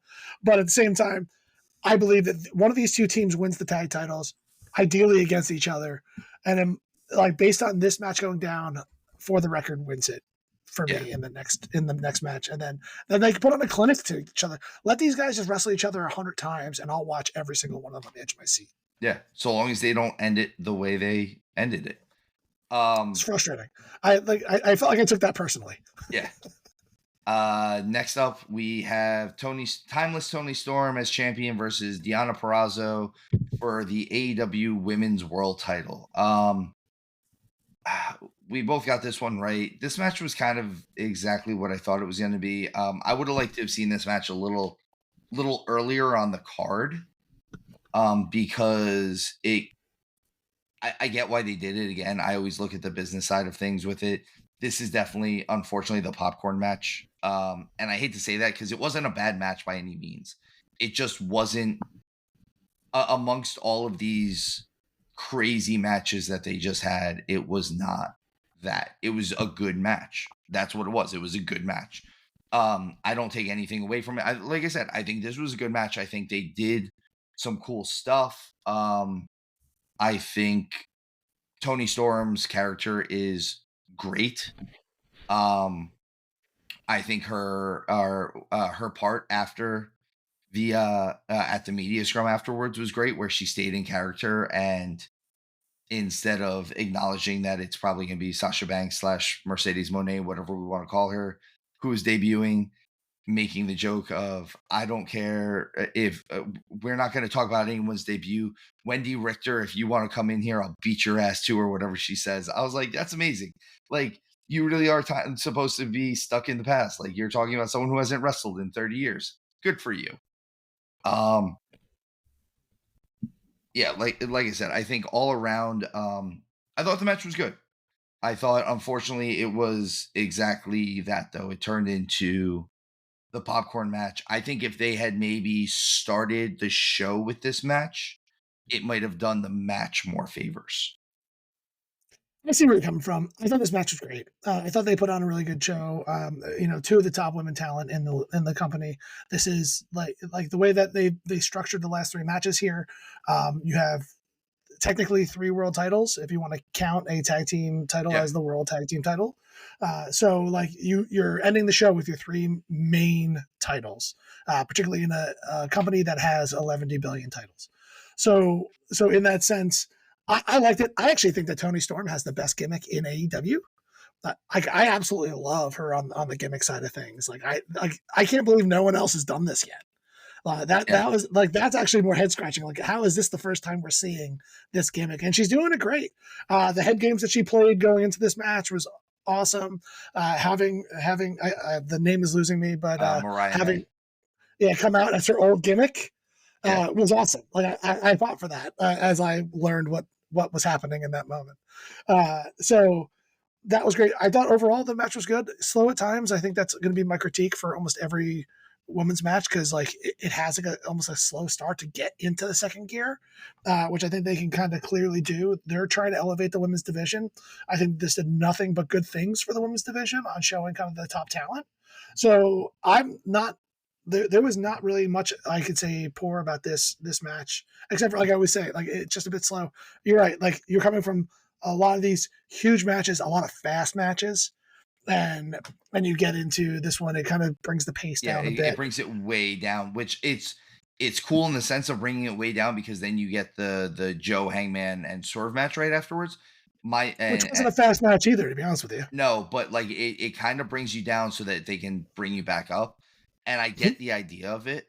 I would have, I don't know, it just wouldn't have been what I had done with it. I think I would have put this match I think I would have opened the show with this match and maybe have put Christian and Garcia here or something along those lines. I will tell you what this match did that the other ones didn't, in my opinion. I thought the promos they cut for this match itself and the way it opened, their intro, was better than pretty much every other match, with the exception of course, Sting. Yeah. But all of the other matches, I felt like, the very, very short segments we saw, if any, beforehand, were underwhelming. This one, I was sitting there like watching. I'm like, oh, what are they gonna do next? Yeah. Like so I thought it was great. I will say this, because we keep saying it like this. Let's face it, this was 2 shows. This was the AEW Revolution pay-per-view, and then it was Sting's last match. So when we're saying like this is our favorite, or this is the best match, or this is our favorite match, or this is the best thing that happened, we're excluding Sting completely on that when we're saying it, because y'all don't say that. because Sting is Sting. Like Sting packed the arena. The tickets were sold knowing that it's Sting's last match. Yeah. The thing, we went there because it was Sting's last match. Yep. I am invested in this business, and I'm telling you that I could have cared less about everything else in the world other than Sting's last match. That's all I was there for. I stopped worrying about what we're doing on the podcast and what I'm doing, or what our association is with wrestling, when Sting came out. I became a fan at that point. Much to my dismay, because that was the one time during the entire night that I was like, bro, get your phone out and record this. This is what people are going to want to see. And Steve's like, I won't do that. I'm a fan now. You shut your mouth. And I was like, bro, you got one job right now, and it is to record this, man. And it just didn't happen. But, it was incredible to be in the moment, and to watch that was something I'll never forget. I'm also not going to lie. I'm a man enough to admit this. You don't know how to use your phone, and that's fine. No, that just makes me old. I couldn't operate my phone through my tears. I know you guys are getting excited to talk about Sting here because we're getting closer and closer, but let's keep talking about let's talk about the matches we're supposed to be talking about, and then we'll get everything gets over Sting in a couple of minutes. So we've got after the women's championship match, which again, I thought it was good. We all agree it was a good match. I think it was just it took a break in between kind of the car wrecks that we saw, or the fast-paced matching that we saw. So unfortunately, I think the match itself just suffered from placement. I would rather have seen it even like third. Like I think I would have rather have seen this match where Kingston and Danielson were. And I think we would have got. I think it would have gotten a little bit bigger of a reaction from the crowd, and maybe even from the fans outside.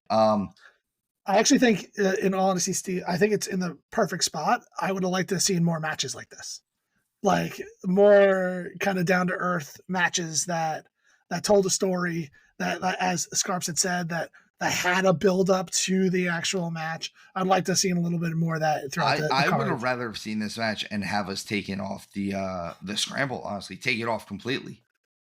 Put it on the pre-show or whatever. I don't care. I honestly did not care about that match that much. So I would have rather have had, like you said, more matches like this than anything else. Okay, so here's the world title match. This is my first incorrect guessing of the night. Oh, that's embarrassing, man. You should be ashamed of yourself. Samoa Joe versus Hangman Adam Page versus Swerve Strickland. If we're gonna give Scarps his due on this one, he would have picked Joe. I'm not interested in giving him his due. Well, I was right anyway, buddy. So pew pew pew pew pew. I thought this match, as far as the three-way went, they can be a bit of a cluster sometimes. I thought this match kind of did what it was meant to do. It really, really, I like that AEW started finally leaning into Swerve really being a babyface. I like that they leaned into Page being a heel, and I like that Samoa Joe was just Samoa Joe in it. I mean, there's not a whole lot wrong with what Samoa Joe does. I like that he's getting this run right now. He's another one of those guys that I don't think he's super old, but he's been doing this for a minute. And we're at a point now where we should acknowledge the fact that he's probably a little closer to the end than the beginning as well. He's been doing this at least 20 years himself. So maybe this, and he's been in some wars, and that he's getting this run is good for him. He's elevating the guys that he's working with. I thought this match was good. I thought the ending, I actually liked the ending. I really liked the ending. I like that, though, no matter how the ending happened or whoever won, that we didn't lose the heat that Swerve Strickland is getting right now. I think he's still super, super hot. And I think Joe is just as hot as he ever was. And I think we've established Hangman Page as kind of a swarmy heel instead of a drunk cowboy. So I love that Joe didn't let me down. I popped when he won, literally just so I wasn't losing to Steve. He got a little fist pump from me when I got to that point. I was like, yes, about time, Joe. You stepped it up here and helped me out. So I like this match a lot. I still kind of hate that that Joe was the third wheel in this match when he's the champion. Though I do kind of like the story that they were building for Hangman and Swerve. I wouldn't have hated if they would have just made this, like they would have replaced one of the earlier matches with Hangman and Swerve to figure out who the number one contender is. Like instead of the scramble in the beginning, like that would have been a better number one contender match than we kind of got there. So, but long story short, I thought this match was good. It did exactly what it was supposed to do. It progressed the storylines for all three men. I think we're kind of in for the ride of a Joe Strickland showdown. I hate to bury Wardlow a little bit, but I only think that he won that in order to be the one that loses next time when Strickland's there. And we start getting the narrative of, I never lose these matches. I never get Joe by myself. And when am I going to get my real shot at this title without someone else getting in my way and losing it for me? And then he ultimately wins the title. I think they're posing him to be the next champion. Yeah. And then look for some really good classic matches between Strickland and Ospreay, Strickland and Takeshita. Like there's some really good ones coming in. Obviously there's some Okadas coming in. Like there's going to be some guys that are vying for this title. I'm like, AEW is actually starting to fall into the big issue of having too many talented people and who is going to be the one that should be their overall world champion. And like, how can you hold certain people back in order to let the next one jump up? So, I mean, I guess it's a good problem to have. Hot take, boys. Tony Khan, next world champ. It's in there. Oh, again, I would do it. But I think that this has kind of a storyline build into it that I think Joe's going to come out, have a relatively strong title reign, nothing too crazy long, but he'll continue to get these wins until he gets to face Strickland one-on-one. And that's when you'll see the handoff and then go from there. Joe, as you mentioned, Joe's 44 right now. Like, he's obviously closer to the end than the beginning. I'm not saying he's going to retire anytime soon. Who knows how much gas he has in the tank? I haven't seen him slow down. So I'm not writing it on the wall that he's getting out of there soon, but I think that he is the right champion for this organization right now. That's the reason I chose him to win, because I don't see him as a transitional champion. I see him as someone who elevates the belt to let someone take it from him, rather than we're going to let you warm this belt for a little bit and let a real champion come in, because he is a real champion. Yeah, I think the loss is going to come about, especially if it's built up the way you just said, which I think is probably the best way to build it up. You'll get a singles match between Joe and Swerve at Wembley. We're about far enough out where August for Wembley seems like the right time. And you get that nice build. You get a couple matches here and there. And maybe even a match where if he's going to go full face, maybe even Nana turns on him, or someone from the rest of that faction turns on them, like, oh, we're not part of this embassy anymore. Now it's us. Like, we're going to screw you out of this match.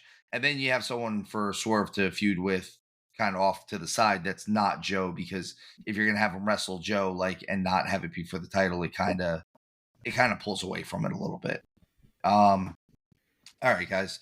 Do we think Paige tapped out just so Swerve couldn't become champ? Maybe.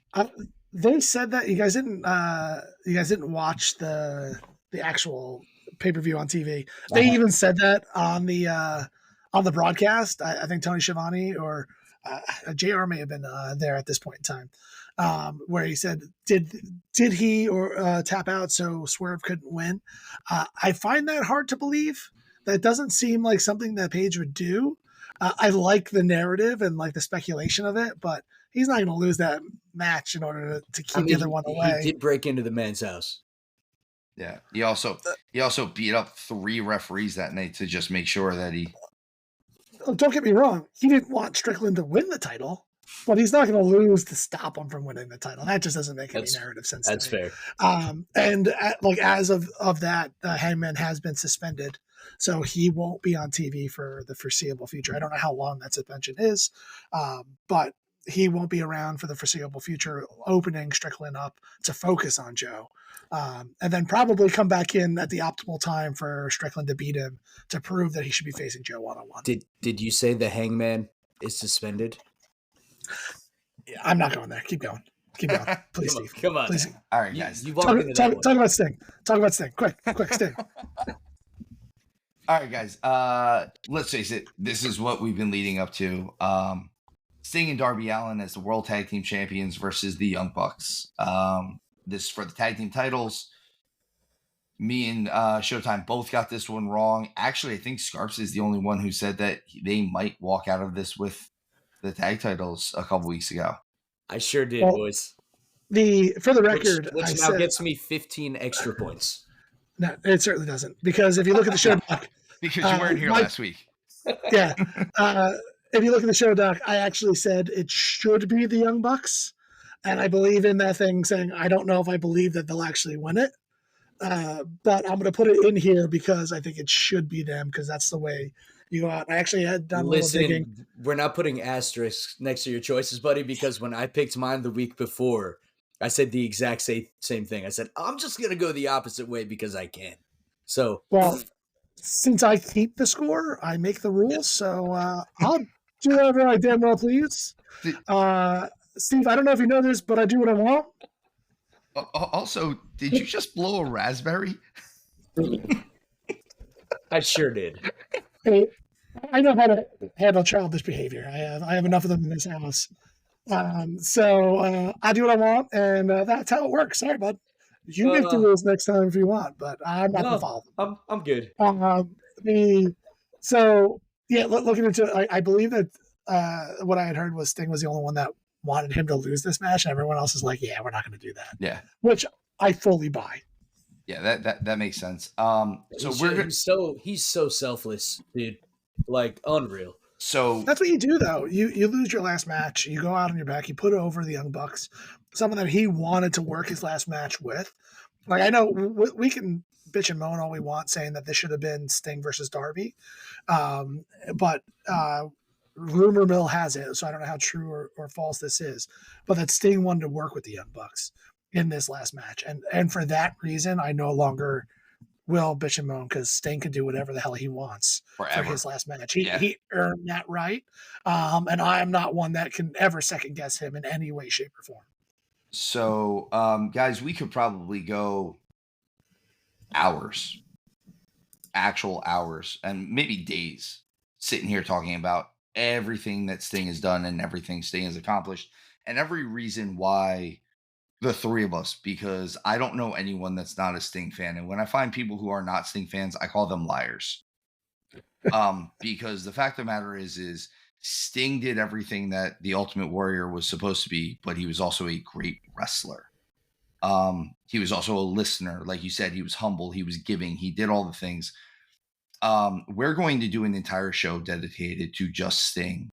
That is not this show. I know we've been building to this match, but the fact of the matter is Sting deserves his own show. So one of our bonus shows this month is going to be one of the few months that we do a double bonus show. We're going to do one for Sting and one for Mania this month. Because let's face it, the man deserves it. He deserves every bit of our praise. He deserves. Again, I know I should have been recording the fan reaction to everything that was happening. I admit this. At the same time, Sting walking out gave me goosebumps. Sting leaving gave me goosebumps. Yeah. Sting speaking brought me, as a grown man of almost 42 years old, to tears. As far as on a personal level, Sting has been one of my favorite wrestlers, was one of my favorite wrestlers, will continue to be one of my favorite wrestlers for all time. And if Sting wanted to do this match for his going home, all the more reason to. His kids coming out dressed as older versions of Sting, or previous versions of Sting, was amazing. They looked perfect. Him getting to talk afterwards and everything he said was also perfect. The only side note I have is I think that though we have seen Darby Allin since then, I'm pretty sure he's a hologram because he's dead. Oh boy. I can't say enough on this show, so I think we should save everything Sting related at this point for our Sting follow-up episode. Again, what do you say other than thank you? Yep. Thank you. Thank you for giving us he worked in 5 different decade periods. He's been in the 80s, the 90s, the 2000s, the 2010s, and the 2020s. And for that entire time, I can't think of a time that I wasn't a fan of his. And that's something. Like, how you have a career that long that you've been a top guy. All of it. A top guy, bro. The whole time. A top guy. I mean, WCW, he was the guy. TNA, he was one of the guys. We can talk about what they did or didn't do in WWE, but the fact of the matter is they still inducted him into their Hall of Fame, and he never worked there. Yeah, he had like 2 matches. Yeah, but they inducted him before he ever worked those matches, I think. Fair. He's Sting. I mean, what else do you say about him? He's Sting. And as much as we'd all love to say about him, like you said, we're going to dedicate an episode to him, and I think that'll be. Unfortunately, we cannot pay this man enough tribute, right? That because of the impact that he's had on all of us, on fans around the world, and just on professional wrestling as a whole. So having said that, we will get into it, but let's really focus on how amazing and how dangerous this match was. Jesus, this match was a lot. There was a lot going on in this match. There were a couple points where I thought I was going to be disappointed because of how it looked like they were ending the match. The fact that they ended up going with it with Sting winning actually is what threw me off. But it looked like they were almost like they were going to have him do the job, but like really do the job. Like there were points where it looked like this is how they're beating him and this is not right. The person I feel the worst for during this whole match is Ricky the Dragon Steamboat. I don't know if he really signed up for everything that he got involved with. Ric Flair, I've heard rumors that after he caught the super kick, he may have fallen asleep under the turnbuckle. So that's neither here nor there. But yeah, I don't fully buy that, but no. I think all around, between combining nostalgia with what they did in the match, it was kind of everything that we needed it to be. I'm not a train wreck match type of guy, but this was the best way to kind of showcase, I guess, all of their abilities. I mean, the match was an onion, right? It had layers. Yeah. I thought it had layers. Like you said, it was nostalgic. It was also current while doing that, right? And I mean, it was just Daredevil City, right? It was absolutely absurd, man. And Sting went out, and he went out hard, and it was awesome. Showtime, you watched it on TV. What did you think of it all around? This isn't my match. Like, I won't lie. Like, I'm glad that he got his high spots. I'm glad he went out the way he wanted to. Darby going through a sheet of glass is not something I was looking forward to, particularly when he just jumped through it himself. And like the pane of glass matches is not something I thought we would be doing in real life in the situation. So the match itself left me wanting more. I would rather a more traditional tag match, where you got to showcase like the big spots from Sting. Like he got some of those. I actually really wanted to see him tap both of the Young Bucks out with the Scorpion Deathlock at the same time. When he wrapped them both up, I'm like, it was so early in the match, so I knew it wasn't going down that way. But I was like, oh, tap them both out right now. Do it. 3-minute match, crush them. I love it. Let's give him 15 minutes to talk to everybody. And then just talk to everybody, dude. Yeah, I would have been, if he would have ended there, I would have enjoyed the match much more. These hyper violent matches are just not my style. And I know that people love it, and there's zero judgment there. You love it, go nuts. But like I thought Darby might be seriously injured in that match. Like he was bleeding like crazy, and they showed it. Like that was real glass. Yeah. Like, so I will say this. I thought he wasn't going to get up, to be honest. I mean, he was down for a solid 7 minutes. So the glass looked bad enough. When they kept going back and showing it, how he hit the chair though actually made me feel worse for him than almost anything else, because he, like, his lower back and hip just bounced off the chair. Like he like a human being bounced. You're not supposed to do that. Yeah, I didn't even really notice that because he went through a sheet of glass. Yeah.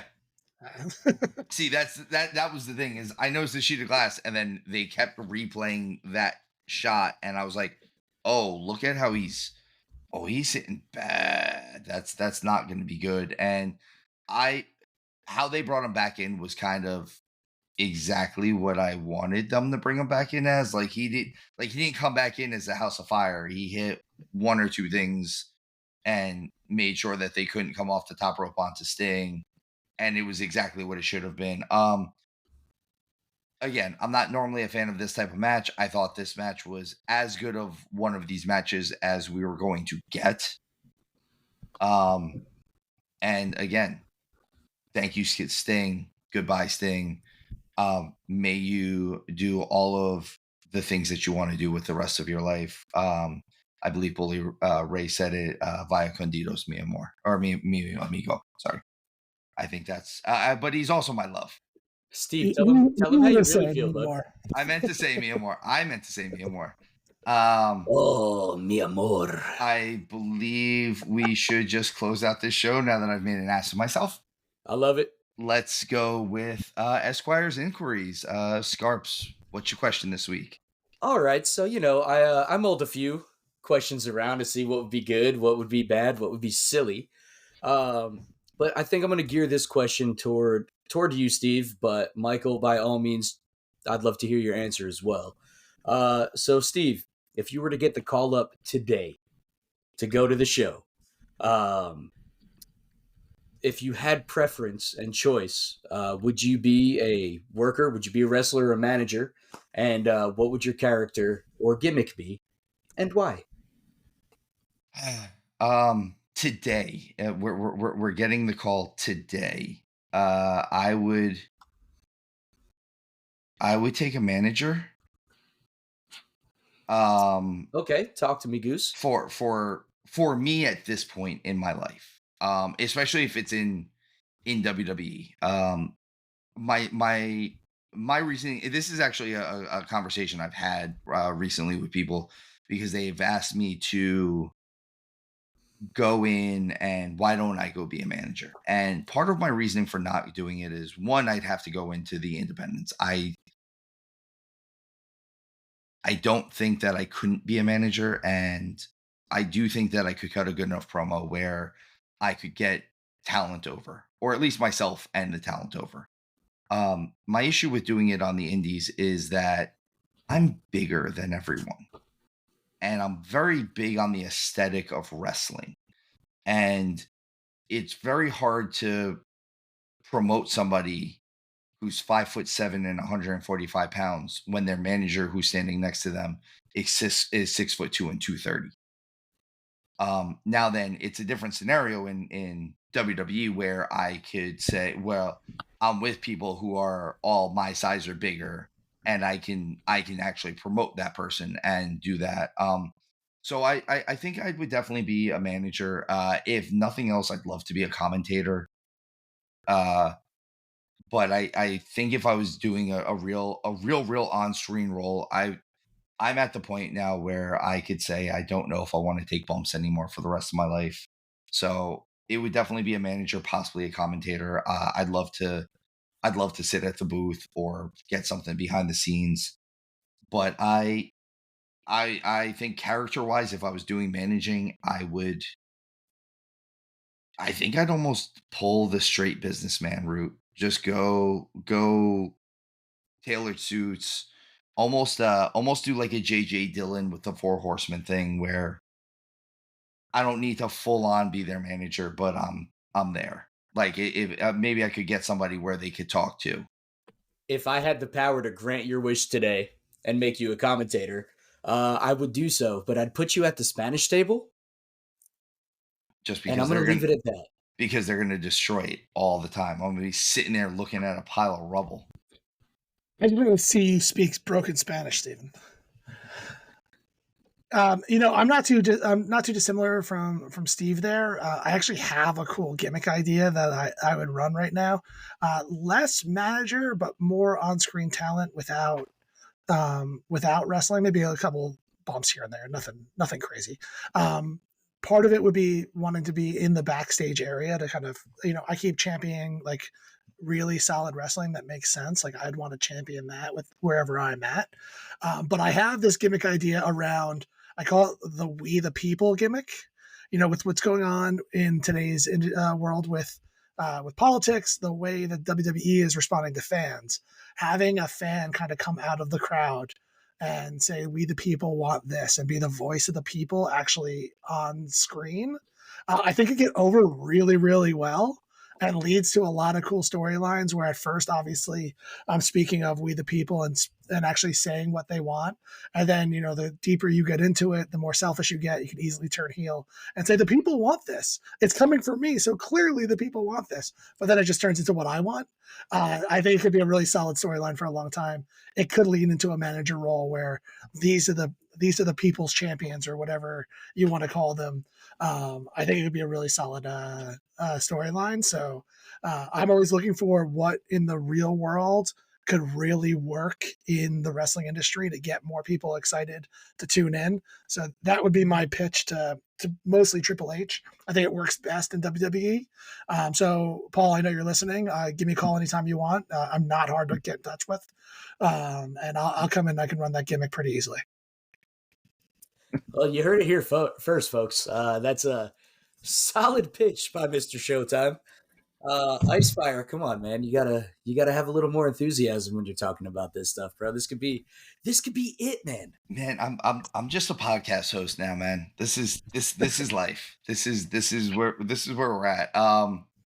Yeah, like I said, if I got the call, it would be great. I think honestly, I think if I got the call, I would really just want to be behind the scenes at this point. I'm kind of Well, I'm gonna pitch something to both of you guys, and for those of us who are listening on anything that does not have video support, I've got to tell you that looking at my screen right now, Mr. Showtime and Mr. Zapf look like they could be brothers. So it would be fun to watch them do some sort of tandem in whichever side they chose, but as some type of familial relation. I think would be absolutely hysterical. We've known each other way too long anyway. The two of them especially, that I think they'd be able to play off of each other in ways that would be incredibly entertaining. See, here's the problem. We could, but I've never been confused for Steve's brother before. That's a breaking one right now. It's just going to be really rude when we do that gimmick and then Mike just walks over and slaps me for no reason. Well, then that's more believable as brothers, to be honest with you. Yes. Yeah. I would then be 100%. the older brother, which happened to be younger. Yeah, except for... Well, listen, there can only be one silver fox, so Showtime. Still younger. All right, guys. I think that's the point that we should wrap this up. I thought that again, let's look forward to a great follow-up show with the Sting recap and eventually WrestleMania preview and things to that effect. Anyone who's listening, thank you so much. If anyone has questions, please follow us on all social media platforms. Please email us. I'm stevezapf at stillariat.com. We've got Showtime at stillariat.com and, of course, scarps at stillariat.com. Other than that, guys, have a great night. Make some money. Let's love some life. Have a good night, guys. Adios. I'm going. Thanks, everyone.